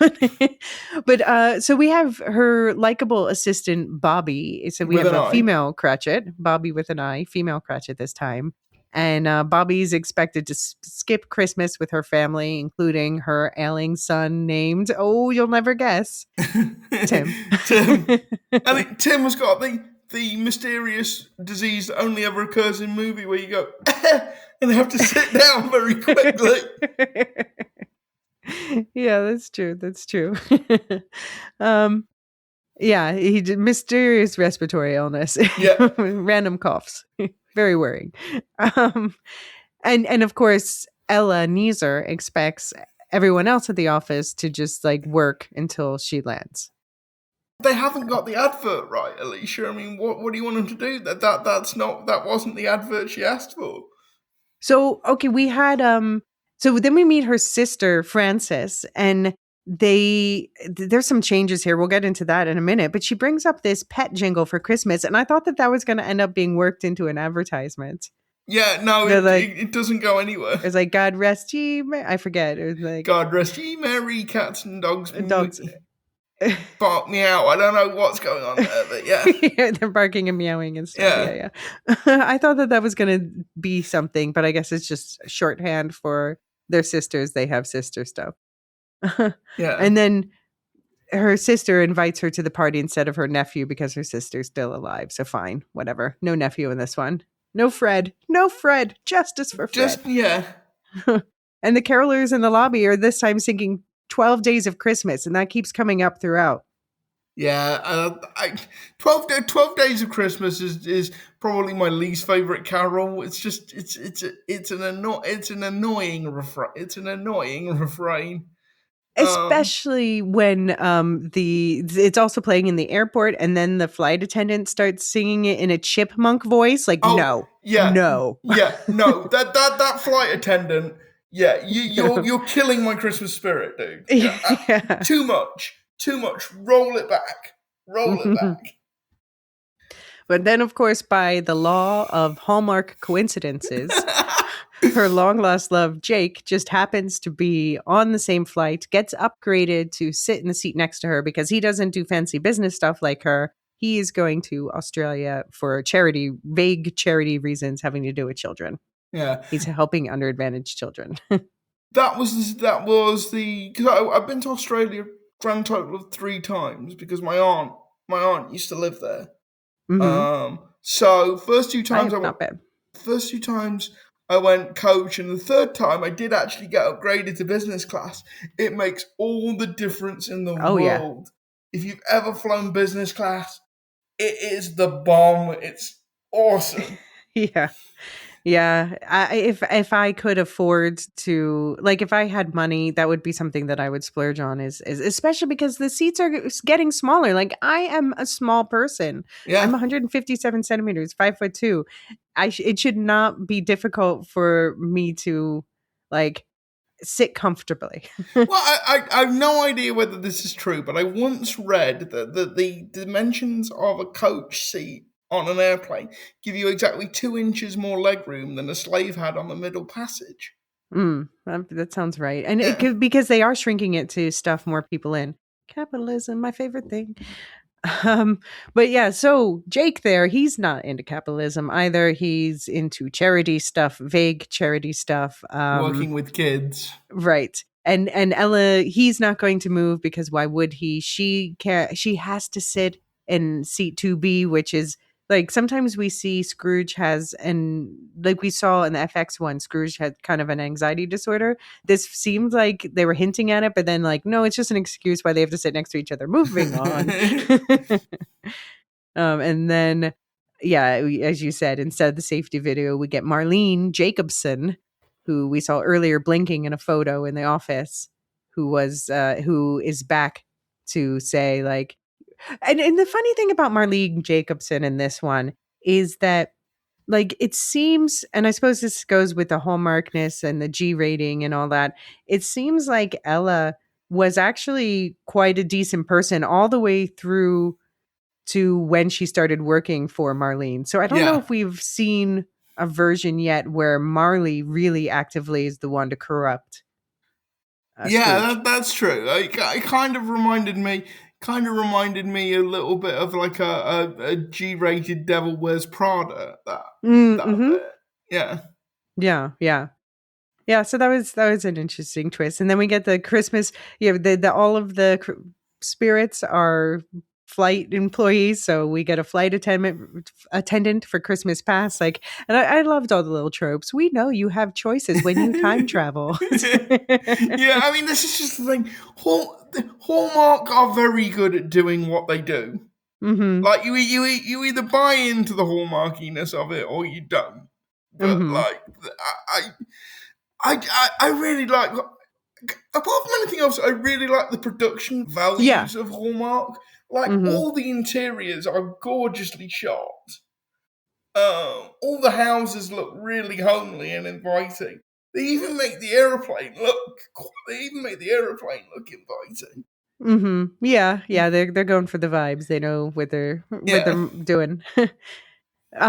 But it is interesting the twist we get with the visions of the past where Ella she was stuck at boarding school over the vacation with her sister where they're doing yeah. their wolf meow song. And also, her Um parents suck. They absolutely suck. why? Well, because they're working abroad and they can't spring for an airline ticket for their kids to go home for Christmas. Oh, I don't know what kind of work they're doing, but yeah. But yeah, it just seems like she's got a less pathetic background than Scrooge normally does. Like That's true. even when she was quote unquote stranded at boarding school, she was with her sister. So like really she's kind of actually pretty fine. And then we check in on her in the grad school library. I love how because they're like, we're not recasting them, so we'll pretend that they're young enough to be grad Yeah. students. Even though College these is are not going to clearly pass. these are clearly two actors somewhere between their late 30s and middle 40s. But yeah. Yeah. But grad school, yeah, yeah, sure. So Jake was Also, that the is the nicest university like because let oh, me tell you, I'm a connoisseur of university libraries. mm-hmm. And most of them, certainly in the UK, most of them seem to have been built in the 60s and 70s. Oh, So they're yeah. generally like concrete monstrosities. Okay, well, you got to go to Penn. Penn has some lovely Okay. libraries. So does Amsterdam here, by the way. Especially the Rijksmuseum. But yeah, so this they hit it off like they've had global markets analysis class together. They're flirting. He gives her this scarf, which is it's a red scarf, but it is specifically ruby, not burgundy, crimson, or claret. Because Bobby tries to replace it when someone at work steals it because it's cold, like you said, it's cold in the office. So, yeah, Okay, I realized. Yeah, go ahead. I'm confused about the timeline here. Mm-hmm. Because when they're in grad school, there's this whole long scene of them sitting together taking selfies. So they have phones that are capable of taking selfies. And there's also this whole long exposition about he can't upload his photos to the cloud. Right. So, like, it's also like the era of remote computing. So, how long ago were they? How long ago were they in grad school? Yeah, I was wondering the same thing too. Yeah, for the same reason because it seems too recent. Yeah. And then we find out that while she was in grad school, they were worked, or she at least worked for some guy named Fez doing who knows what, but his company failed the next year. But we get the party. That's an important touchstone for me. I like the exchange. Are you the ghost of Christmas nostalgia? And I was thinking about it. I'm like, yeah, usually the visions of the past have some darkness in it, but in this case, it's all like, remember how cozy your childhood was? Well, I mean, yeah, it's Hallmark and it's G, so Yeah. yeah. And then we get I love the whole buckle up. We're doing a memory montage, like, just calling themselves out. That's good. Go for it. Yeah. And we find out Marlene Jacobson was her dream job. And then, of course, she chose work over love, blah, blah, blah, the usual. And now she expects Bobby to choose work over family without asking or trying to understand. So I think this does fall into what you say is like the not evil, just Yeah, just inconsiderate, yeah. more aggressively inconsiderate. Yeah. And then I love how when she comes to, she always wakes up instead of in bed, which is a cozy place. She's in the coach bathroom. Yeah. Jake finds her there. He's sitting next to her. Did he not see her get up and wander away from her seat and pull out because she's comes to wearing the flotation device. So she must have pulled it out from under her seat and walked to the bathroom. And he's right next to her. Was he sleeping? Was everybody Yeah, sleeping? was everybody still? Yeah. Yeah. Anyway.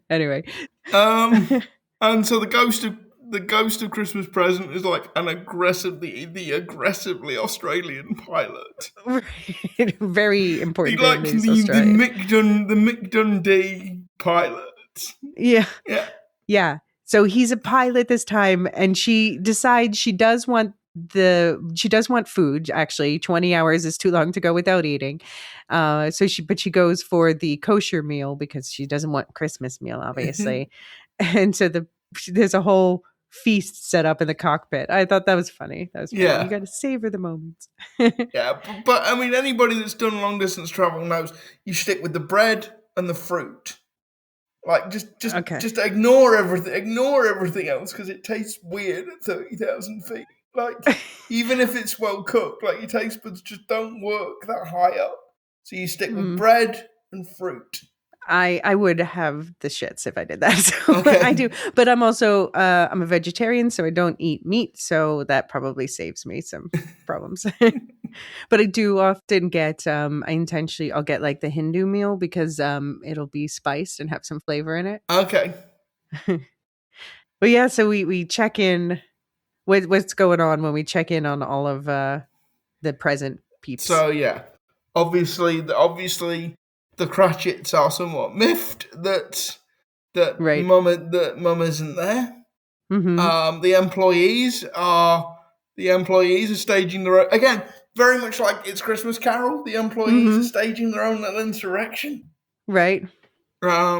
What else? I can't remember. They're making a lot of Victorian jokes too, which is just like norm. Of course, everyone's singing "Partridge in a Pear Tree" like it's their jam, and making jokes about the Victorian age. And I love how Ella can't believe they don't think she's a good boss. She's like, "I make them work hard. They don't like it." Yeah. Oh, I guess we have the sisters' dinner party. The fact they swapped the nephew for the sister, it does make extra sense that she would be defending her sister at the dinner party. It does, and like they obviously gender swap the role, so it's the husband bad mouthing, right, bad mouthing Elenisa rather than the nephew's wife. Yeah. And we also check in, of course, on Jake's charity, but not of course, because actually this means that the ghost did some of this stuff, jumped back a day to before the flight. So Yeah. all the employee stuff is like happening right now. And then it's like, actually, before your flight, look at this charity party that Jake was throwing and watch him get hit on by his colleague. Yeah. But we find out he hasn't dated since Ella. Yeah, because she was just too like blindingly, brilliantly awesome. He hasn't dated for 6 years because of it. I haven't dated for a while, so I but not because. Yeah. Anyway. Let's move on quickly. Swiftly moving on. But yeah, so and then there's this friend Paul from Hempstead University, and the way they introduced him, I thought like, oh, he's going to play a role. Never see him again. Never seen again. He's just like, maybe you want to go out on a date, and he's like, nope, can't do that. Can never love again because Ella liked working more than me. Also, I'll make this point here about Jake. As somebody who from time to time has experimented with wearing a beard and has always ended up looking like Tom Hanks in Castaway. Okay. The amount of effort the amount of product and grooming that must go into that beard. It's a very nice beard. It's a very nice beard. It's very well taken care of. Oh. But yeah, they do, and they do a dive bar Christmas, which I don't like in grad school. I find that hard to believe they're still doing that, but sure, fine. That's lovely. Yeah. And of course she worries about Tim. That was their last visit, and ends up back in the coach bathroom. And then we get yet to come Air Marshal, who not only doesn't speak, like his cheek muscles must have been so tired from his permanent duck face super scowl. Yeah. Although did you not get a slight Robert Sims vibe? With yeah. I mean maybe the persona, like the I'm the although this guy literally does nothing but walk around and scout. No shade to the actor. He was given no more to do. Yeah, he wasn't giving anything else to do. Yeah, he did his job. He scowled and he pointed.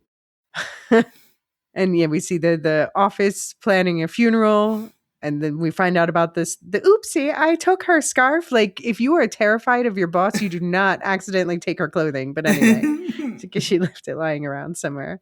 And the office service staff, I loved how they made that employee, like the scarf is in some ways like the bed curtains that the maid steals. Yeah. And the office service staff is cleaning out her office, taking stuff to like the other two, the undertaker and what is it anyway? And the interesting thing in this version is there are actually, unlike most versions, people, her family and Jake, who are genuinely sad about her death. Yeah. But she still can't figure out it's her. But of course, Tim's dead. But then we end up at Ella's gravestone. And yeah, they just kind of rush through the dark parts here at the end because Hallmark. And then we're suddenly back on the plane, emergency landing in Utah, where her sister Frances happens to live. So obviously the spirits intervened. And they didn't miss Christmas because she didn't literally fly through it. Okay. I have questions here. Okay. So they land in Utah. Mm-hmm. The stewardess explicitly says that it's 1 a.m. when they land in Utah. They turn up at Frances's house next day with like double armloads of gifts. Mm-hmm. Where did they get them from? What shop is going to be open? What delivery service? Oh, in Utah. Yeah. Yeah. I mean, I suppose there's always something, right? If were they in Salt Lake City, that must have been where the flight landed. I suppose, yeah. But these presents are beautifully wrapped. I mean, like, what's open? What's open? If you're wealthy, you can always find what you're looking for. Okay. I mean, I would assume Salt Lake City has. Yeah. Actually, we'll talk about the whole thing about staying open on Christmas with the next movie. Yeah, we will actually, but yeah. And then the happily ever after is she asks Jake to breakfast and tells him she wants him back. And then she messes with Bobby. And I'm never like this with Scrooge, like, stop messing with Cratchit. Cratchit is like miserable enough. And then she's like, oh, just kidding, giving you a raise with medical coverage and sending you home first class for the holiday. Because we didn't say, poor Bobby, stuck sitting in coach in a center seat. Yes. By the way, this is one of those American movies that, from a European point of view, you just want to go, the American healthcare system is silly, and it is immoral and silly.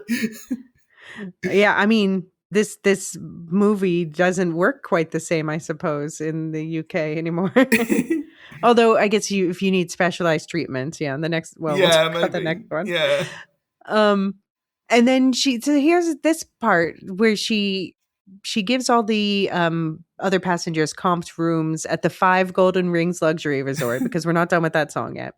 But like, that's my question. Does she own the hotels? Does she work with the hotels? Is she advertising for them? Is she like, I don't understand her job. I thought she was advertising for them, but now you bring it at up. The beginning. Yeah, she did, literally. Now you bring it up, I'm not so sure. All right. Well, if anyone watches this one and has thoughts, we need to talk about this. And also, can anybody can point out like a strip mall that's open in Salt Lake City, Utah at 1 a.m. on Christmas Day? Well, it's not 1 a.m. because by the time that they go to their house, it's full daylight. So Yeah, but they went to the hotel. it's 1 a.m. when they land. Yeah. But they didn't get the Christmas presents until the next morning. Oh, okay. I mean, that's my Okay. assumption that But yeah. they went to bed and then the next Okay. morning. Okay.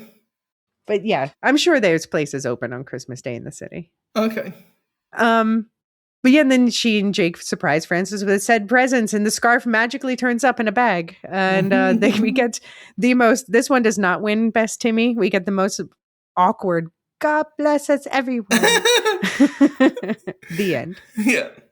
Party, kissy, kissy. The end.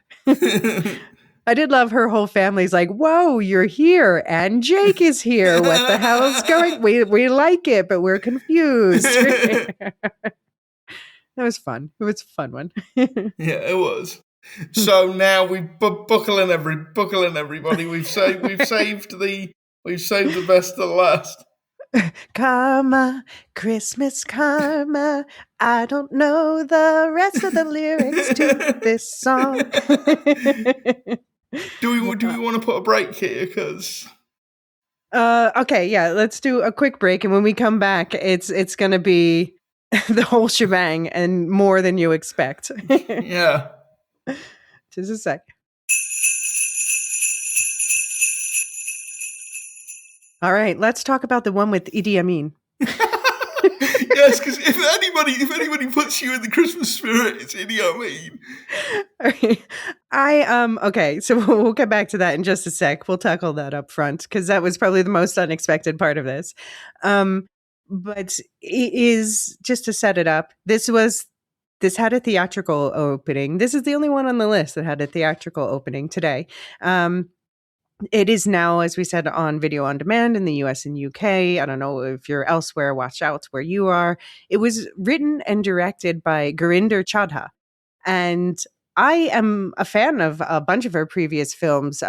She's most famous for Bend It Like Beckham from 2002. I also love Bride and Prejudice from 2004, Angus Thongs and Perfect Snogging from 2008, Blinded by the Light from 2019, and she did a bunch of others. Are you a fan of any of her films? I've got to say, I haven't. This is the first and only one of her films I've watched. I know. I'm sorry, / you're welcome. Yeah. I know Bend It Like Beckham. I know Angus Thongs and Full Frontal Snogging. But I just haven't watched them. Okay. I mean, yeah, these are all good movies. People all tend to agree that these are good movies. I do have to say, none of them are of the size and scope of this one, which maybe plays a factor. Yeah. I will say I love it. I put it as my number one. The direction and the editing are probably, especially the editing, are kind of a hot mess. And the reception has not been kind. This is the Telegraph's from the UK's The Telegraph's second only 0-star review, which I'll say it's a conservative one, so they're not going to like this anyway.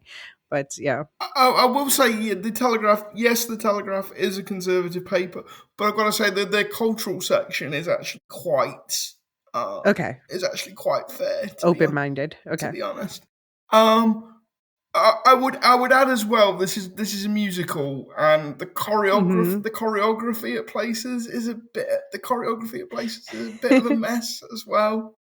And also it does have one of my nemesis in it. It does have Danny Dyer as. I was going to ask you. All right, we're going to talk about him in a sec. Yeah. Yeah.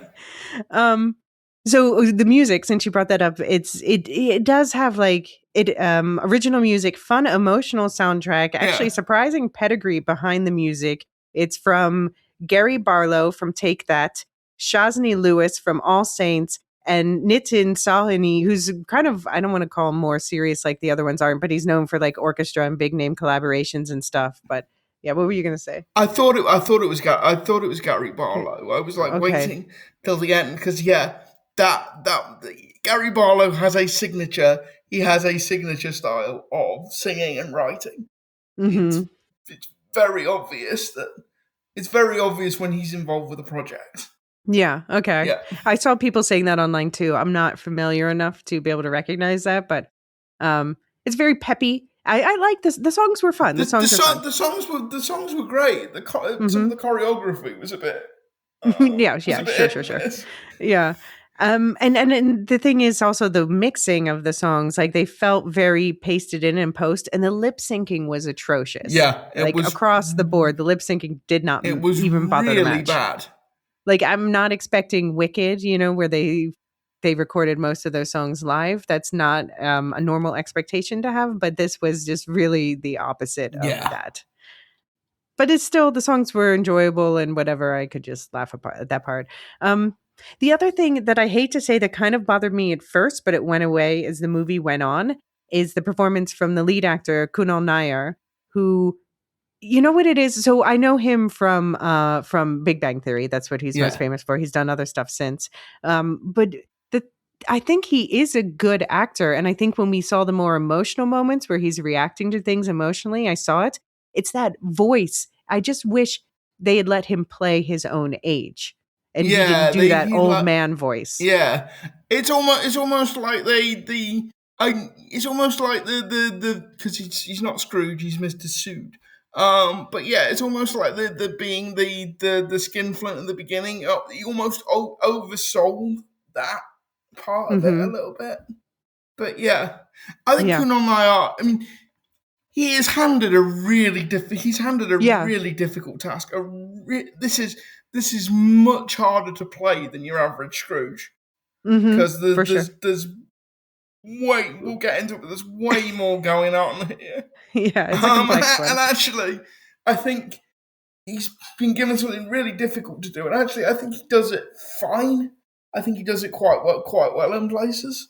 Yeah. Yeah. No, like I was saying, as it went on, it just like put me off at first because of that voice, like that whole I don't know, A that didn't work for me. But really then deep, gruff voice that's yeah, clearly not yeah, his like I'm own. being an old man now, like Yeah. just talk like yourself, please. Yeah. Um but then when he was actually like emotionally reacting to things, then I felt it. Yeah. It's the most random cast. We have okay, so do you want to explain who Danny Dyer is, because people keep talking about him in the reviews and I'm not really familiar. It's very definitely a Okay. British celebrity. So where to start with who Danny Dyer is? So Danny Dyer sort of starts off playing B roles in British gangster movies.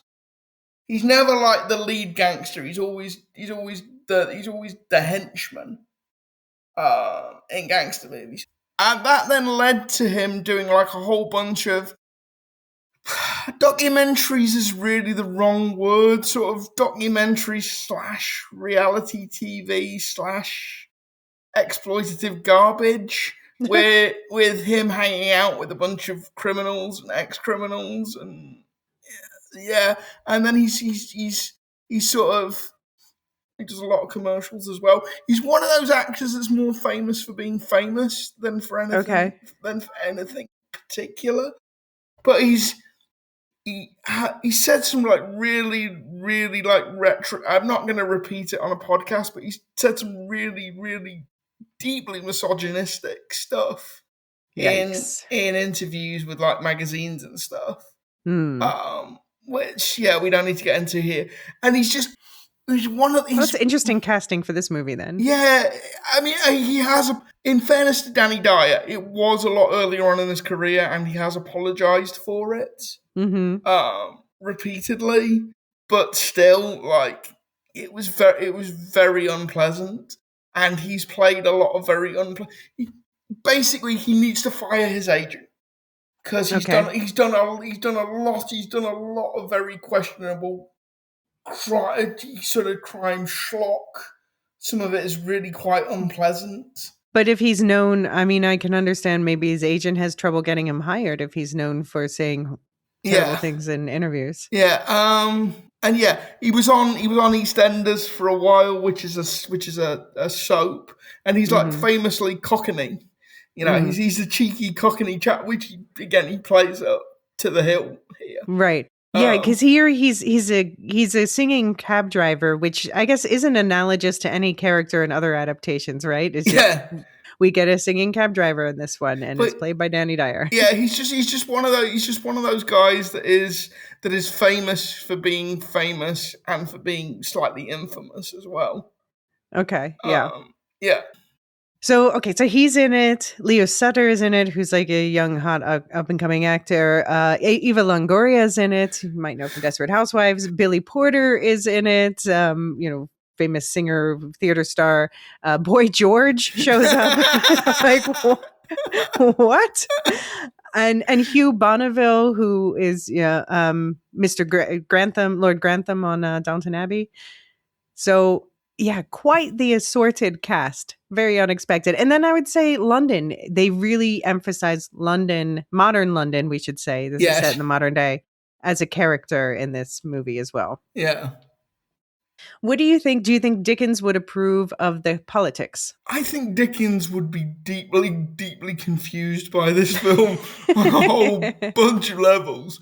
I do think he'd approve of the basic message because it is the message of A Christmas Carol, kind of. Although is it this is the thing. Like, I'm not sure. I think that the politics of this film are a little bit confused. Like, it does have a happy ending, and it does have most of the beats you expect from A Christmas Carol, but yeah, I'm not sure what Dickens would make of this at all. All right, so shall we set up the whole Idi Amin jump scare doesn't happen until we get to Christmas Past, so like almost halfway through the movie, but we might as well set up what that is about, where we get this unexpected. Do you want to tell people who is Idi Amin for people who just don't know it all? So, Idi Amin is the former dictator of Uganda. Came to power in a military coup. And there are some people who are just like, "What? What are we talking about now?" Yeah, duh.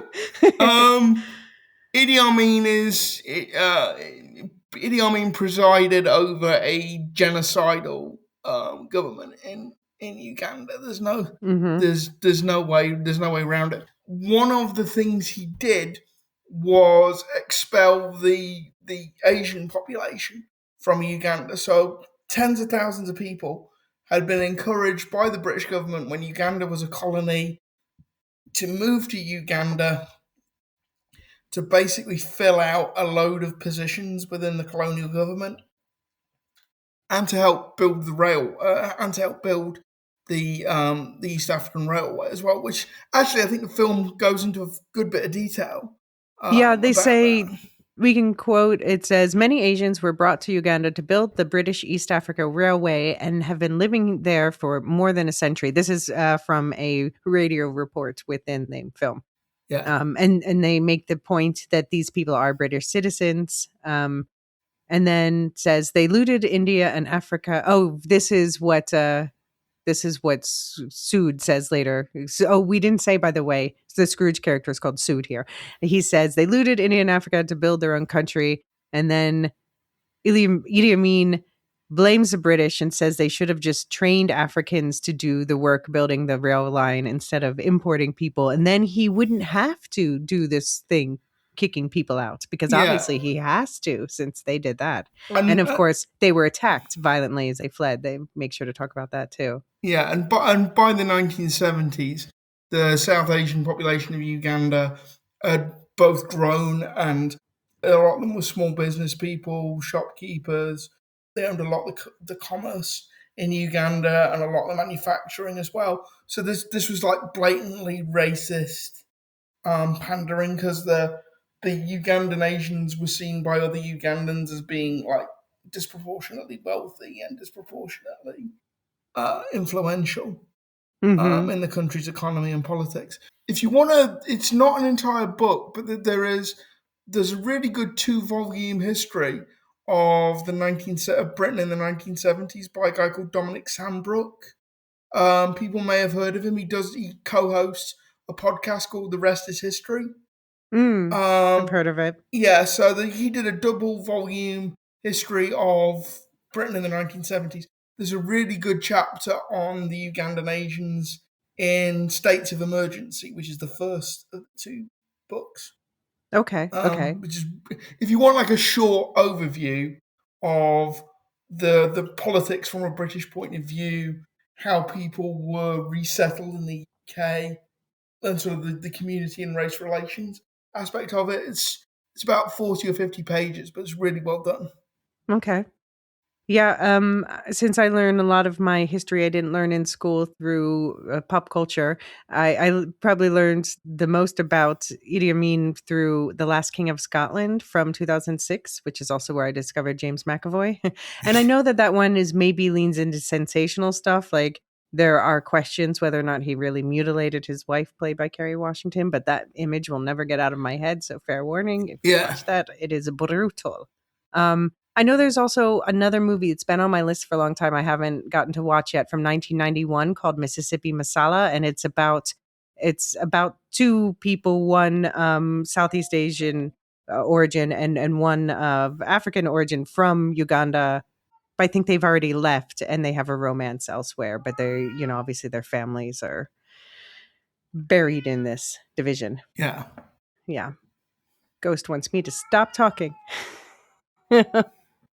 Um, so he ends up being an asylum seeker in the UK, and so it ends up being about like a kind of a movie about why would someone with an immigrant background become a Tory? That he has this whole shut the door behind him attitude, and we see him facing racism throughout, from just like he gets mildly heckled by some drunk people when Yeah. they have a dispute over a cab, and the cabbie steps in, the singing cabbie. But before that, we find out that we find out later that before that, he had actually gotten fully beaten up on the street by skinheads.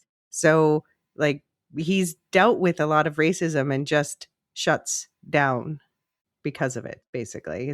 Do you agree? Yeah, I mean, this is what makes it such a strange film, is the tone of it, like lurches all over the place, because it goes from yay, happy Christmas, dancing, singing, Danny Dyer in a cab, to like, yeah, Idi Amin and racism and asylum season. Yeah, it's just like there seem to be two separate films, like trying to get out of Right. this film, and it just, I've never seen a movie shift tone as drastically as this film does. And Yeah. I'd be lying if I said I thought it did it successfully. But Mm. on the other hand, there aren't that many films. There certainly aren't that many UK produced films that deal with Ugandan Asians as a subject or Hmm. as protagonists. So I think whatever else you say about this film, you've got to admire its ambition. You've got to admire what it's trying to do, even if it doesn't Hmm. get there. And it taught me, I guess, was it bagwas he keeps saying is Yeah, like I don't. humbug? Yeah, um but yeah, okay, so to get into some of the stuff that happens itself, it opens with him yelling at a stockbroker for being at a party, and then that's that. The stockbroker sasses back and is glad to be fired. Like, okay. And then immediately we're flung into this cab with Danny Dyer singing "It's Christmas Season in London." Um, and people from all over the city are joining into this, in this slapped together choreography with bad lip syncing. yeah. I've got to say, it's very much a musical in which everybody's gaze snaps to the middle distance, and they Right. just launch into it. Yeah. There's no attempt to, but I think it's kind of funny. Well, so we get we get two Santas in this film, and the first backflip Santa who raps is the inferior Santa. I have to say, he's fine, but the other Yeah. one's so much more. But then we see Sood walking through this, and he's the only one looking around, like, why the hell is everyone singing and dancing? And they're all like laughing at him for not joining in, but I'm like, he's not wrong. Like, he's like, Yeah. this is is this normal in this universe or not? Did you I'm ever see confused. that? I think it's Rocco's Modern Life, where they do the Yeah. pastiche of musicals. Okay. Well, why does everybody keep singing? Because we've all got a song in our hearts. But how do you all know the words? Do you practice? Yeah, have you not seen the flyers? We rehearse every Wednesday. Oh, I used to like that one. um Yeah, and then of course back to the heating thing, where he's really freezing the hell out of Yeah. all of the people around him in this film. If they turn it up 1 degree to as a act of rebellion and start drinking and rapping about how much Sood sucks to the God rest you very gentleman melody. I almost phoned you when that came on because I thought, like, I've got to get your reaction live to this. No, you're probably busy, but And then but Bob is that's the one who's played by what's his face, Suitor. He is grateful to Sood for giving him his start. So there's like some good characterizations and development here.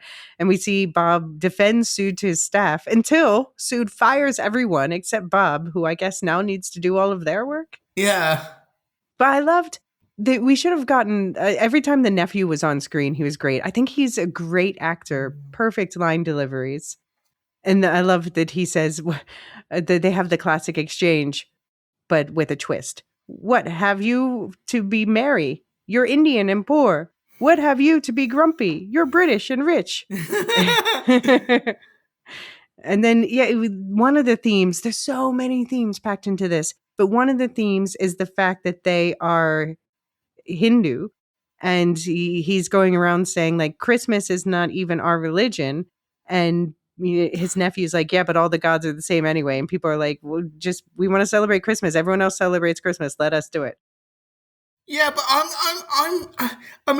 kind of with Sood a little bit here because like nobody should be forced to celebrate a holiday. Nobody should be. No, forced he to shouldn't be celebrate a forced, but holiday. he shouldn't be getting in other people's Yeah, ways. I guess, and also like the way it's done, it's the loudest, most in your face, most obnoxious version of Christmas as well. It's like everybody's drinking and yeah. It's not my, but it's not. Yeah, I have some sympathy with Sood, to be honest.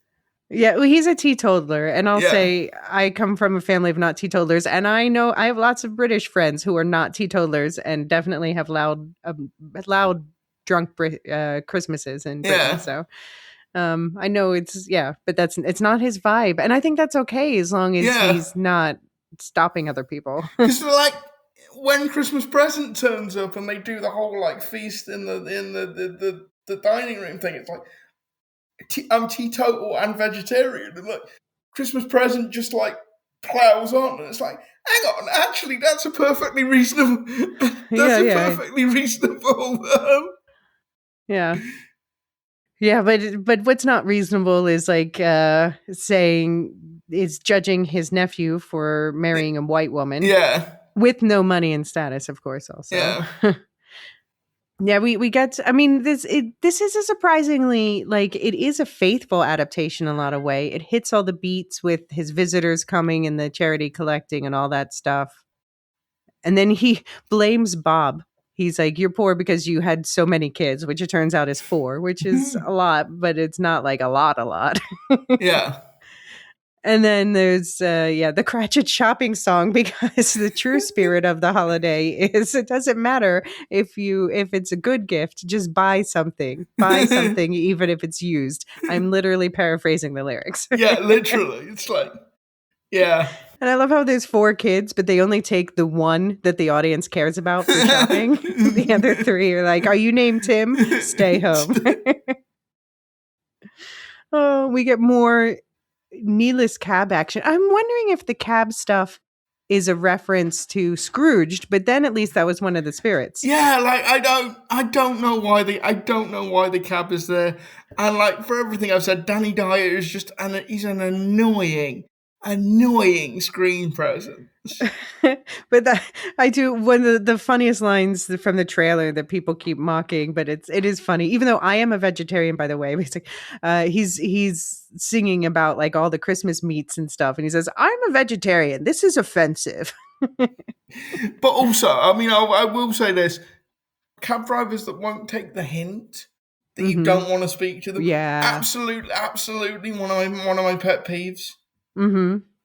No, I agree. I agree. And this is another one that references Scrooge in universe. So A Christmas Carol exists in this universe, but then they never reference it like later. He's never like, oh, this is like A Christmas Carol. Yeah.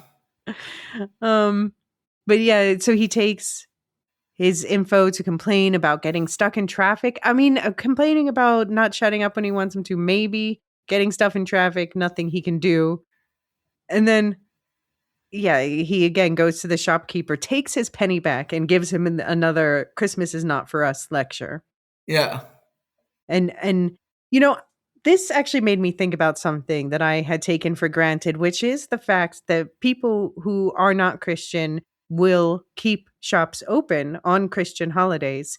And I'm always grateful for it because, like you're saying, where does one get presents on Christmas Day or whatever? Not that I normally do that, but this made me think like, oh, maybe they should have the day off too, just because everybody gets the day off collectively. Yeah, you know the one that always gets me with that is people that eat out at Christmas.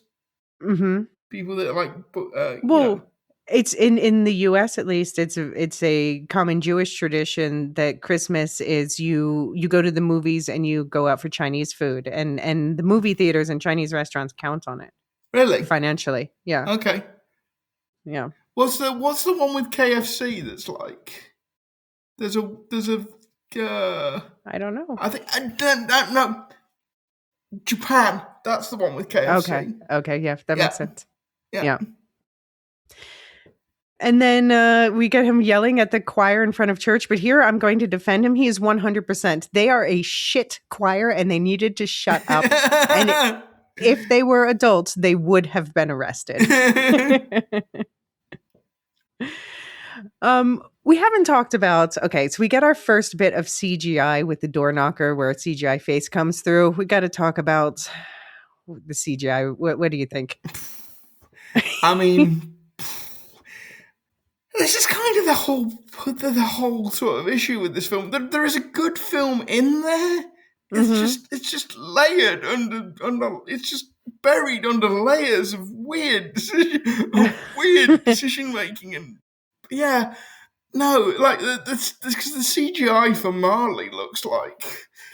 If this had been released in like about 2006, it would look really impressive, but yeah. Well, yeah, okay. So the CGI for Marley, well, okay, we'll get to that in just a sec because I just want to shout out another question that I have about him entering the house. He has his maid, Mrs. Joshi, and she's apparently been cooking and cleaning without electricity in the dark, which leads to his indigestion or whatever because he didn't leave money for the electricity meter. Is this a British thing? Do you put coins in a meter? This is the thing. The only people that have those electricity meters are either if you're very, very poor and therefore are watching every penny that. So you really do put money in a meter? Yeah, you can do, but like the only people I've ever seen are people that really do need to like spend very frugally on power and heat. The only other circumstance in which you'll do that is if you've not paid the bill. Okay. Like the gas and electricity company will come around and put a coin-operated thing in. Okay. If you don't pay the bill. But I didn't even know that this was an option. So this is a piece of British culture I've just learned, thanks to this movie. And like I said, it's mostly done as a punishment. Days if you like consistently don't pay your bills. I mean, it makes sense that Scrooge or Sood or whatever you want to call him would do that. Yeah. If that's an option, I can see him opting for that. Yeah. But yeah, Mrs. Joshi's been waiting around because she wants her wages, but he doesn't want to hand it over in the dark, which he doesn't want to turn the lights on before he goes to bed. So, and again, the whole lecture, you are Hindu, this holiday is not for you. You don't need money for Christmas and you don't need time off to spend with your family. So it's interesting. Like I have the feeling with all of this that Sood, he's rejecting the British aspect of this holiday because he feels like if he gives in to celebrating Christmas, he loses a part of himself that's not British. Yeah, and like I said, I don't think that's an unreasonable concern. Like if I were living in a country that the majority of people didn't, say if majority that celebrate a Muslim majority country or a Hindu majority country. I don't think I'd want to be sort of dragged along into celebrating something that wasn't, you know. If everyone's celebrating, I would want to celebrate with them. I mean, I do when I travel. I'm like, what's your holiday about? Tell me about it, and I'll join in. Yeah, I like, but it's that thing of like you have to be merry. It's like forced. It's like forced merriment. Yeah, sure. I can see that. I can see that. And then we get to Marley. You already said it. It's just okay. Here's the thing with the Marley CGI. It's clearly like they spent very little time on it. They did not give the VFX people, the animators, enough time. But why not just they have at the end the practical? There's an actual guy who's playing Marley. Why not just have him in practical makeup? Like, why are we even messing with the CGI why for this at all? Why are we doing this? Yeah. I did think it was interesting. No tie around his head, but his jaw does start falling off at one point. Yeah. I'd love to know his background. We don't really get any background at all about that side much. No. But he has his lesson in karma, which is, it is your duty to empathize with mankind. And then I always thought that's that scene from The Simpsons. I'm not selling anything unless it's the prospect of karmic realignment. You can't do that. Karma can only be apportioned by the universe. And then we get to the first ghost, which is, for me, in a movie of baffling decisions, the decision I understand the least is, why do we have Eva Longoria dressed up as like a Katrina, like a Day of the Dead doll, basically, with the skull mask, which, by the way, the Day of the Dead celebrated in Mexico on November 1st. Yeah, nothing to do with Christmas. Nothing to do with Christmas. Nothing to do with the UK, I don't think. No. I mean, Eva Longoria is obviously not from the UK. Yeah. Like she and Billy Porter, the two American imports, which is fine. Like, bring in some big American names. I get it. But why are we dressing her up like a Day of the Dead doll? And then like it felt uncomfortably close to the whole, making the Cree woman into the nameless. It does a little bit. And then, can you speak English, please? We are in England. Her ghost face, though, was a good effect when she showed him. It was. That was because it was a flash, and they could have spent more time on that if they didn't try to poorly animate Marley. Yeah. Yeah. But yeah, it took me a while to even realize it was Eva Longoria because of the makeup. Well, I only knew it was because I'd clocked her name in the credits. Right. I did see it, and then I forgot until And then, this is where things really start to go in an unexpected direction, where we find out suddenly it's like, okay, let me show you the past. And like, yep, we all know where this is going. Africa. Yeah. So he's like, oh, it's Uganda. And he gets emotional. And we meet his childhood friend, Kiki, and they were like brothers when they were children. And then apparently didn't speak after he became, was ejected from the country. And when he has to leave, when he has to leave the dog behind. Oh yeah, tell about that. Oh well, I mean, it's just he has to leave. This is a thing. If you like read accounts of it, the Ugandan agents were very restricted in what they could take out of the country. So like pets, like people were literally being deported to a country they'd never visited before with two suitcases. It's sure that wouldn't happen anywhere today. Yeah. It is interesting though in this case that they are British citizens, but they are still treated like asylum seekers because they are both. They need to be established, but they did have British passports. Yeah. And again, I'm just there's a whole bunch of legislation that is brought in the wake of the Ugandan Asians to like basically change British citizenship law. Although, in fairness, actually over the last few years, something very similar has happened, because after the pro-democracy protests in Hong Kong were violently suppressed, the British government basically said to said to any Hong Kongers who hold a British passport, and that is the majority of people in Hong Kong because it was a former Mm-hmm. British colony. So Mm-hmm. most people in Hong Kong do hold a British passport. That basically, if you can get to the UK, which is somewhat difficult, Yeah. we'll grant you, you have safe haven as a UK citizen. So Right. something like over the past 3 years, I think I was reading something like 150,000 people. So it's a lot of people Hmm. um, have There, arrived. yeah, I'll say that there was a similar after the Netherlands finally pulled out of Indonesia after Yeah, World War II, and of course things had gone drastic. Even it is yeah, we don't have time to get into all that, yeah. but anyway, there was also a But similar. I guess the point I'm making is that this is much more recent. Mm, These issues are are much more still recent than persisting. the 1970s. Yeah, Yeah, yeah. Mm-hmm. and not to mention like I was just because I was doing this for a thing on work the other day. So the UK is currently taking in about 250,000 Ukrainian refugees, which Yeah. is a lot, but nowhere close to what Poland and Romania have taken in. But Yeah, I mean there were problems here in the Netherlands where they didn't have space. This has been a huge political controversy here and part of the swing toward the right that's happened in recent years politically, and yeah, there weren't places because it's obviously we've from Ukraine, from various parts of Syria or just war torn countries in like the Sudan, things like that. Just I would say though, especially from the Middle East and Ukraine, and Ukrainians were first given special status, and then I think that's somewhat changed. But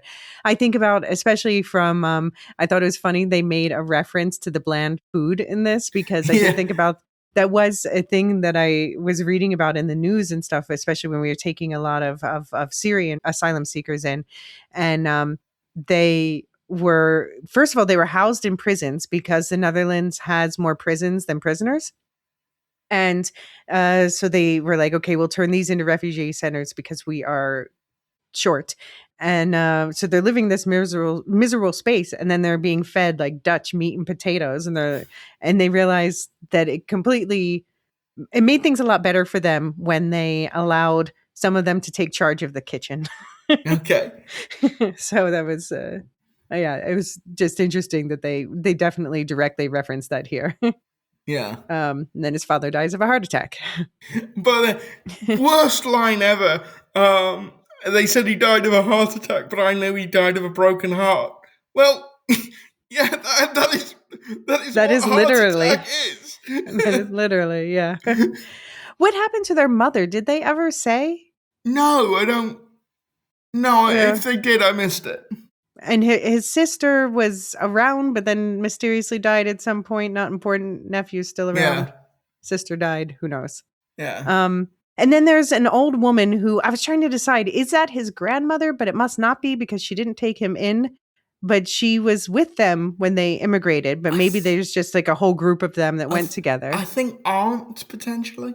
Maybe. Yeah, Yeah. but then she shows Sood. And so, yeah, she doesn't take him in, but then she shows him, she's like, actually, I've got a bunch of diamonds hidden in my food. Hmm. So, and she says, remember, with wealth, you will always have respect. And he does. He takes that entirely too much to heart.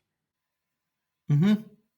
What did you think about? I thought it was interesting how they portrayed Fezziwig as being like a white, well-meaning guy, but who is like he won't call Sood Ishan is his first name. Instead, he just calls him Eddie, and he's like, "Oh, it's just easier." So he's fighting not to celebrate Christmas, but gives in to, "Oh, just call Yeah, me a British name. It's yeah.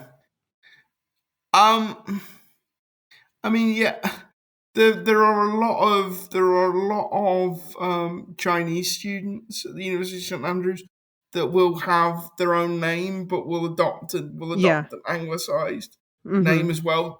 And that's not because it's just easier Mm-hmm. than having your name constantly mispronounced. I mean, I guess the argument is people Ishan is not difficult to pronounce. Yeah, I guess.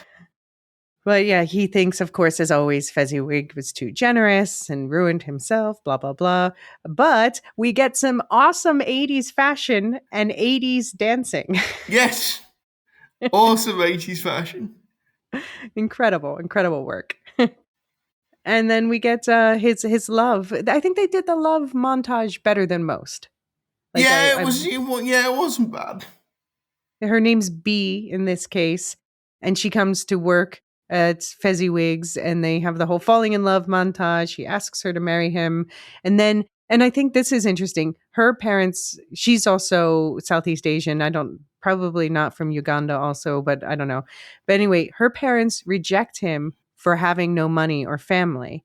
And so this actually provides one of the best motivations we've seen for Scrooge or Sood in this case to actually why he wants to dedicate himself to earning the money before marrying. Why money over love? Because he's told he can't have love without money. Yeah. But then, yeah, he does it too well. And then he's the jerk who's rejecting a loan to Fezziwig. And when he goes back to see her dad, B's dad, she's like, I know what you did to Fezziwig, and you're no longer the man that I love.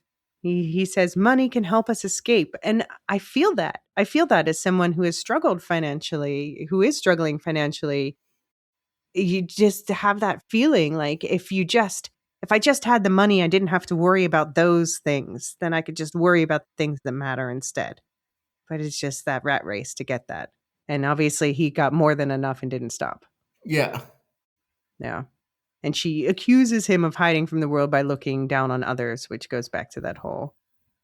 I mean, I think they actually do some good characterization work in this movie, in this amazing mess of a movie. Yeah, this is the thing that there's a lot, there's good stuff in this movie. Yeah. Yeah. And now, of course, present day, she's married with children and grandchildren. And then she hears about Sood firing everyone on Christmas and is saddened. But here's my question about this part. He's still with Ava Longoria, the ghost of Christmas past, visiting the present. Why is she there? Well, in fairness, they do actually do that in the novel. The ghost of Christmas past goes to the present? Yeah, because when they're talking about I can't remember the name of it. Yeah, you go and the Ghost of Christmas Past does go and see not Fran. Who's the Isabel. Yeah, they do actually go and see her because it's not the present in the novel because the husband is walking past Scrooge and Marley's. Right. As Marley it was still in the past. Dying, so it's still the past.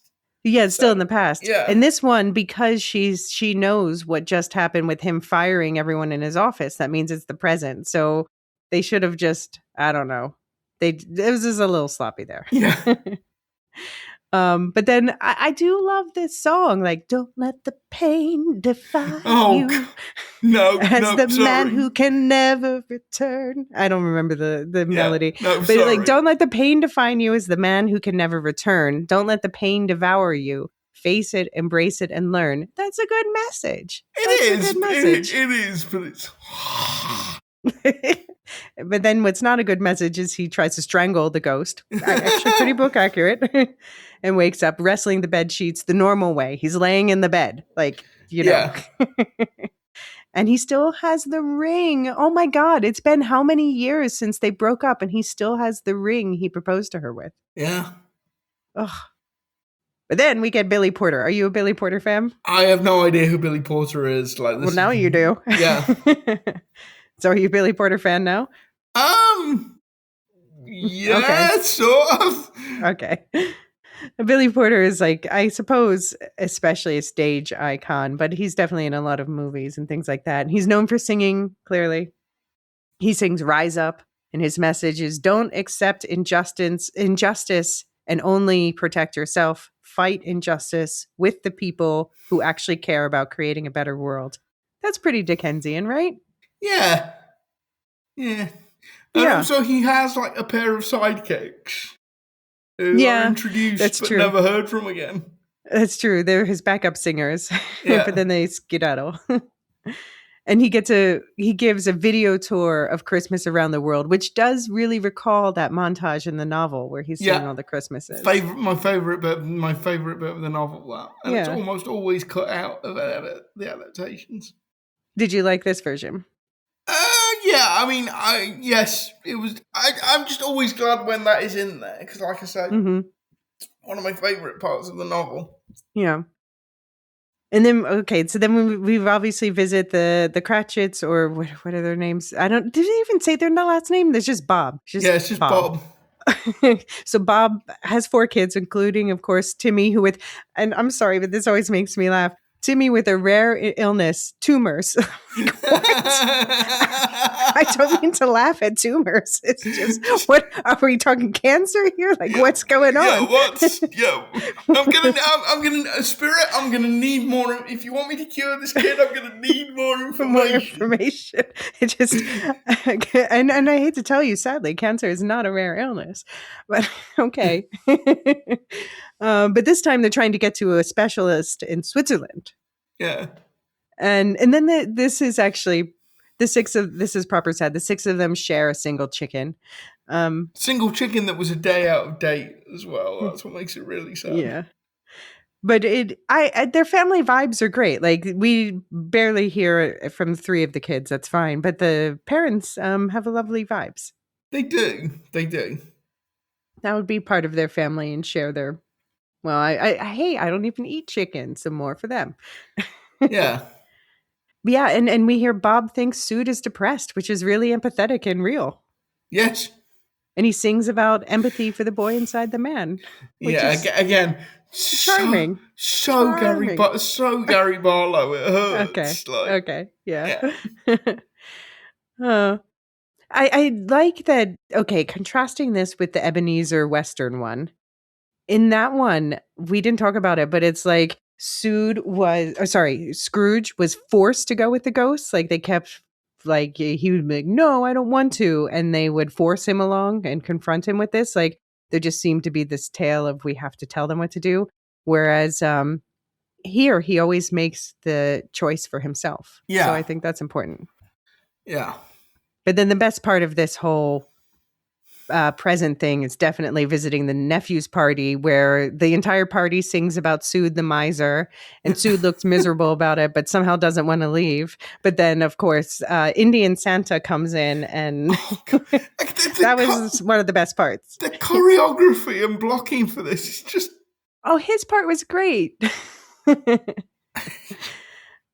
And choreographed these dances, like... And then we hear for the rest of the movie about how Sood hasn't gotten any hugs since Uganda. Like, okay.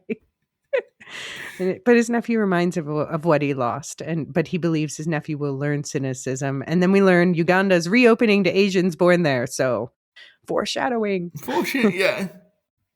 And finally, we end with Future, who is, as we referenced, Boy George is in this thing. Which... So that song, I was trying to remember the melody from. This is the Boy George song that he's singing, and it's lovely singing. And as soon as he shows up hooded with this like netted mask, and then rips it off, and then it's like, oh, okay. Do you think that was like written into his contract? I'll be in the film, but you've got to show my face. Like, I need to be seen. Well, I mean, I think the film wanted to. They're like, yeah, we got Boy George. We're going to make sure the audience knows. And then, it's straight to the funeral, which this time Sood knows it's his own funeral. His former colleagues, of course, don't care that he died, just about the financial aspects. They do the scene of the business people standing around talking about his death. But, like... I don't know where they found the 4 people to play out that scene. It is the worst bit of acting.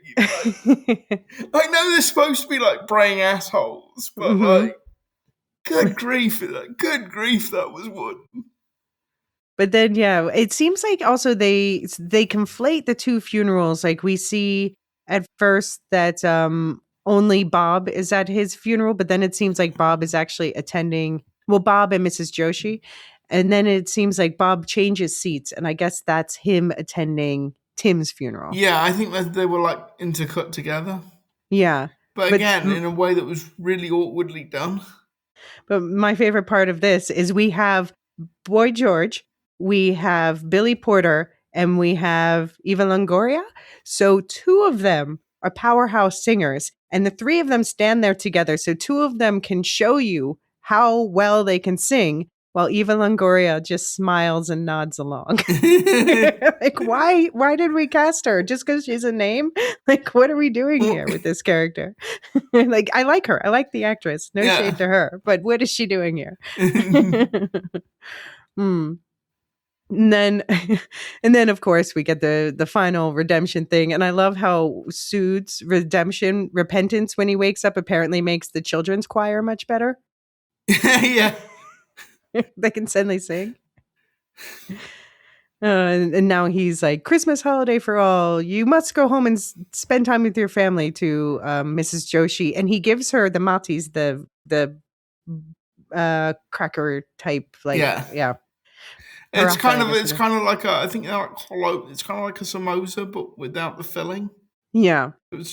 Well, it's hard. Yeah, but anyway, he cracks it open and he gives her a bunch of diamonds inside and he says a lady made them for them. And I'm like, what lady? Like, did the lady did he hire an extra lady? Did he give her diamonds while he was making her bake diamonds into a pie? Or is he saying like this is some mati that he's had around for decades that the other lady you've put way more thought into this than the film. Okay, another important question. Are these blood diamonds? I don't no, because that's generally speaking a West African phenomenon, not an East African phenomenon. Okay. All right.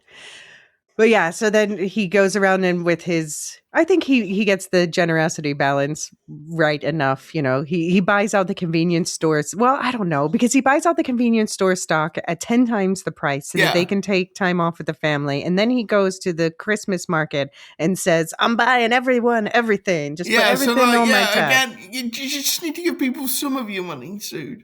Not all of it. But of course, he goes to Bob's house and asks him to be his business partner, but he still determines Bob's holidays and salaries. So I don't think that partners get to decide this stuff together. But he, of course, gives him a check to send his kid to Switzerland for tumors. And non-specific tumors. And now Cabby, Colin, they sing together now, and he dances with Indian Santa, returns to lead the dance. I forgot. In the meantime, though, he stops by his nephew's party, storms into the party, and shoves food into their face. Now, I'm sure this is based on a cultural practice of showing acceptance by feeding someone. I'm also equally certain that you do not normally do this by running into the party and shoving food into people's faces unexpectedly. But yeah, so then now we're in the market. Everyone's together. Indian Santa's leading the dance, and the hugs of Africa are mentioned again. You know, he's very sad about not getting hugs since Africa. And then we jump back to Africa itself, to Uganda. Apparently the only person who's allowed to hug him. So, okay, you had your questions about Scrooge and Marley, or Simon did. Yeah, Simon did, yeah. Now questions about Sudan and Kiki, why he only needs his hugs. They run to the grill that somehow hasn't moved in 50 years, like when they were kids, and there's giraffes just chilling around because Africa.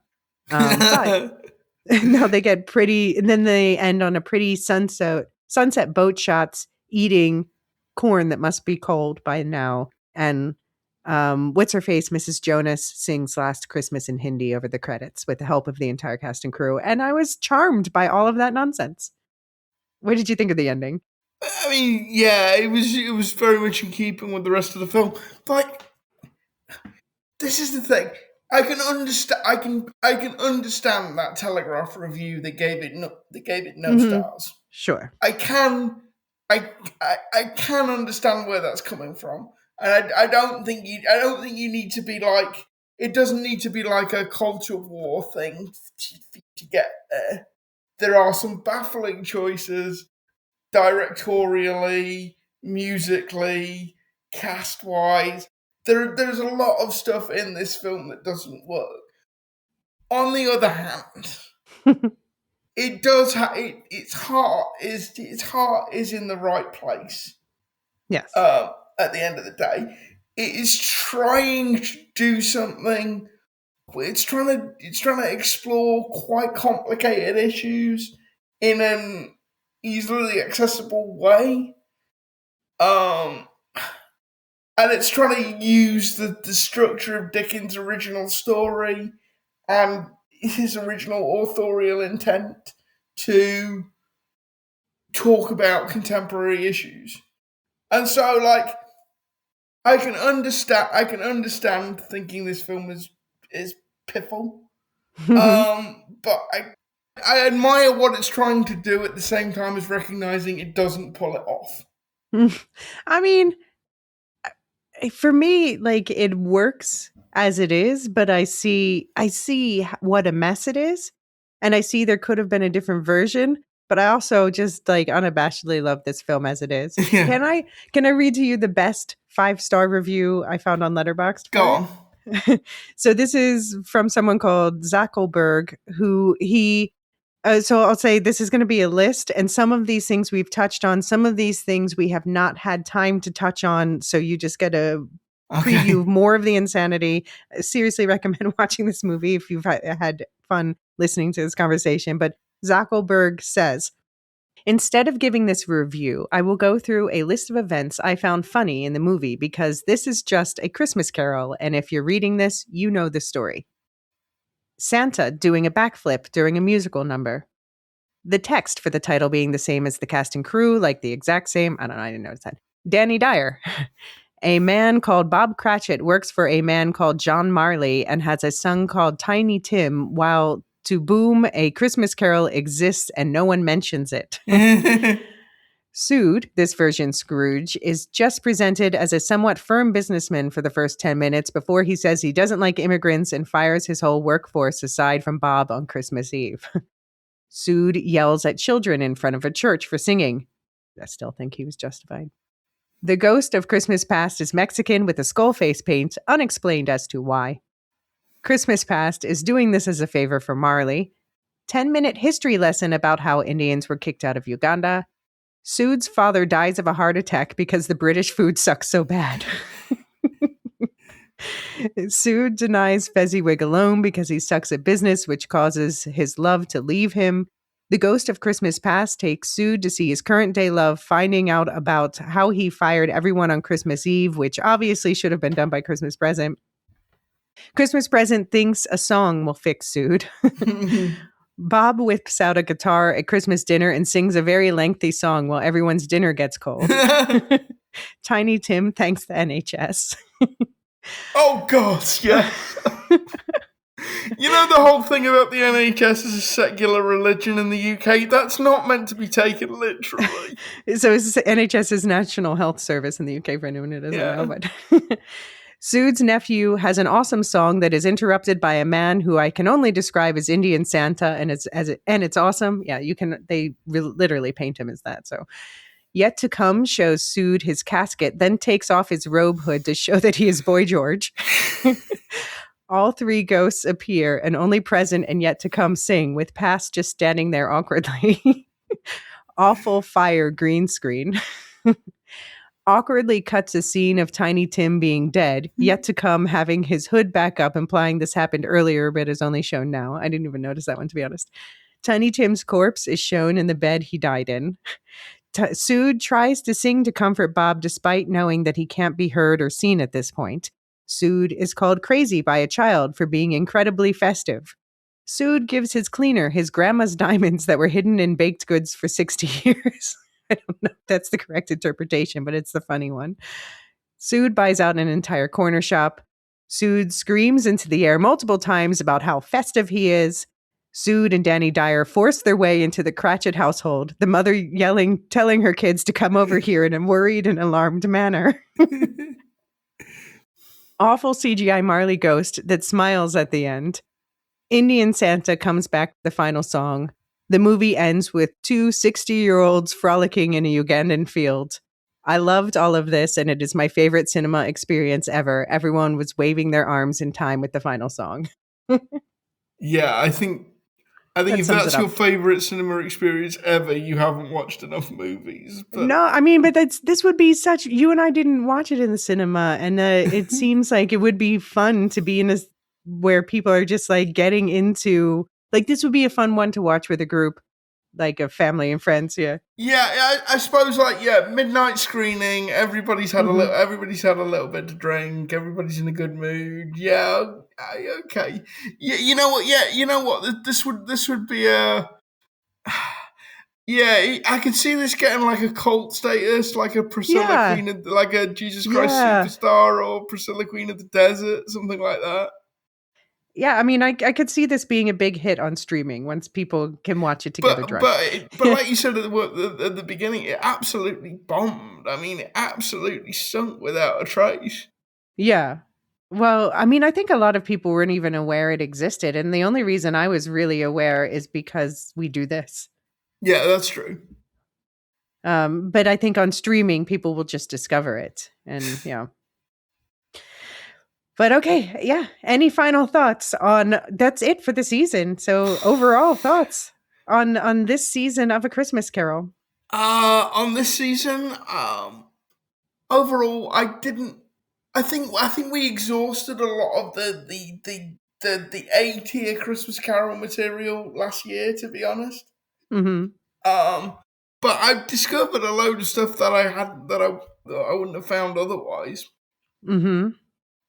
And yeah, the Ebenezer Sheriff Bellhop will live with me for a long time. For a long Yeah. time. Christmas Karma, like I don't know whether I'll revisit it, but it will certainly stick in the memory. For a while. I really like the FX version of A Christmas Carol. I will definitely be watching that again. Mm-hmm. Just for the sheer pleasure of it. Yeah. Yeah. Yeah. I mean, I think that this is yeah, now we're getting to the point where it's almost fun in a way to just like dig through the random stuff and be like, what's in here? Like what weird places has this IP gone? And it's gone to some weird places. Yeah.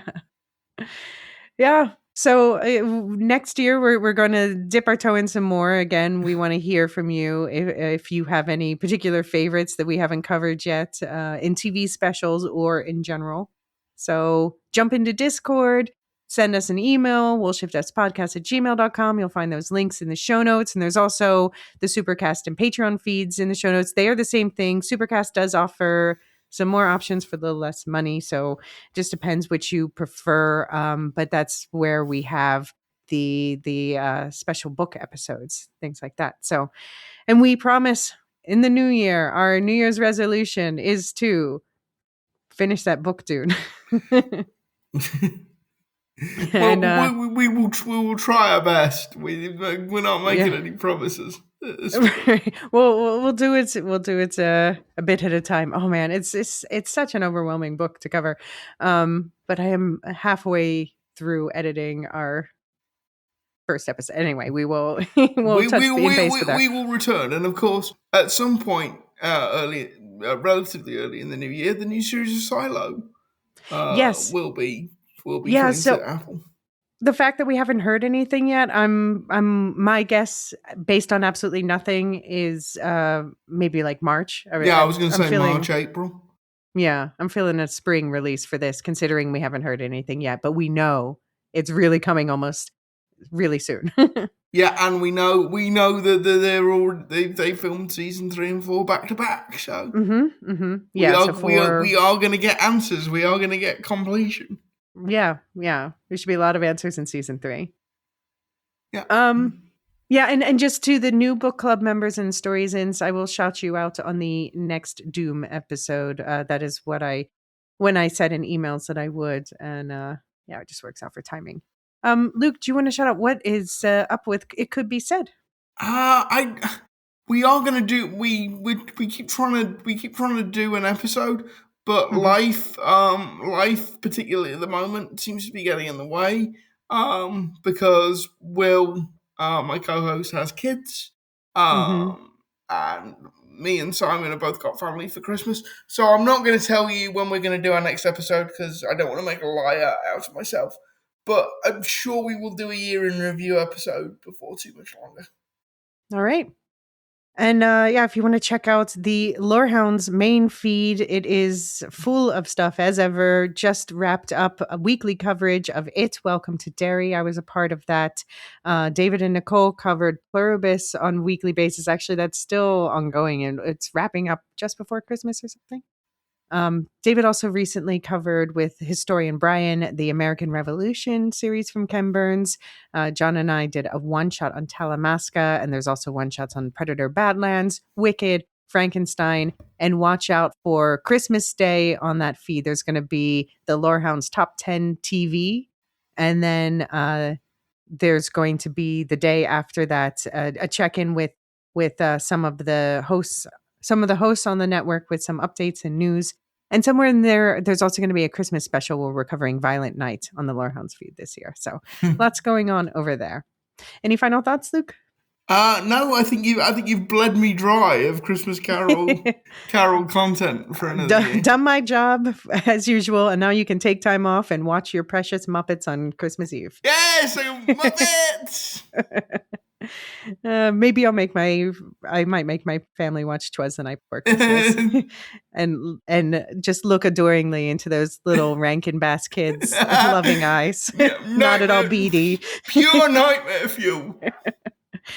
Well, to everyone listening to this, thank you for hanging out with us and listening to our nonsense and our unnecessarily deep dives into A Christmas Carol because we like it.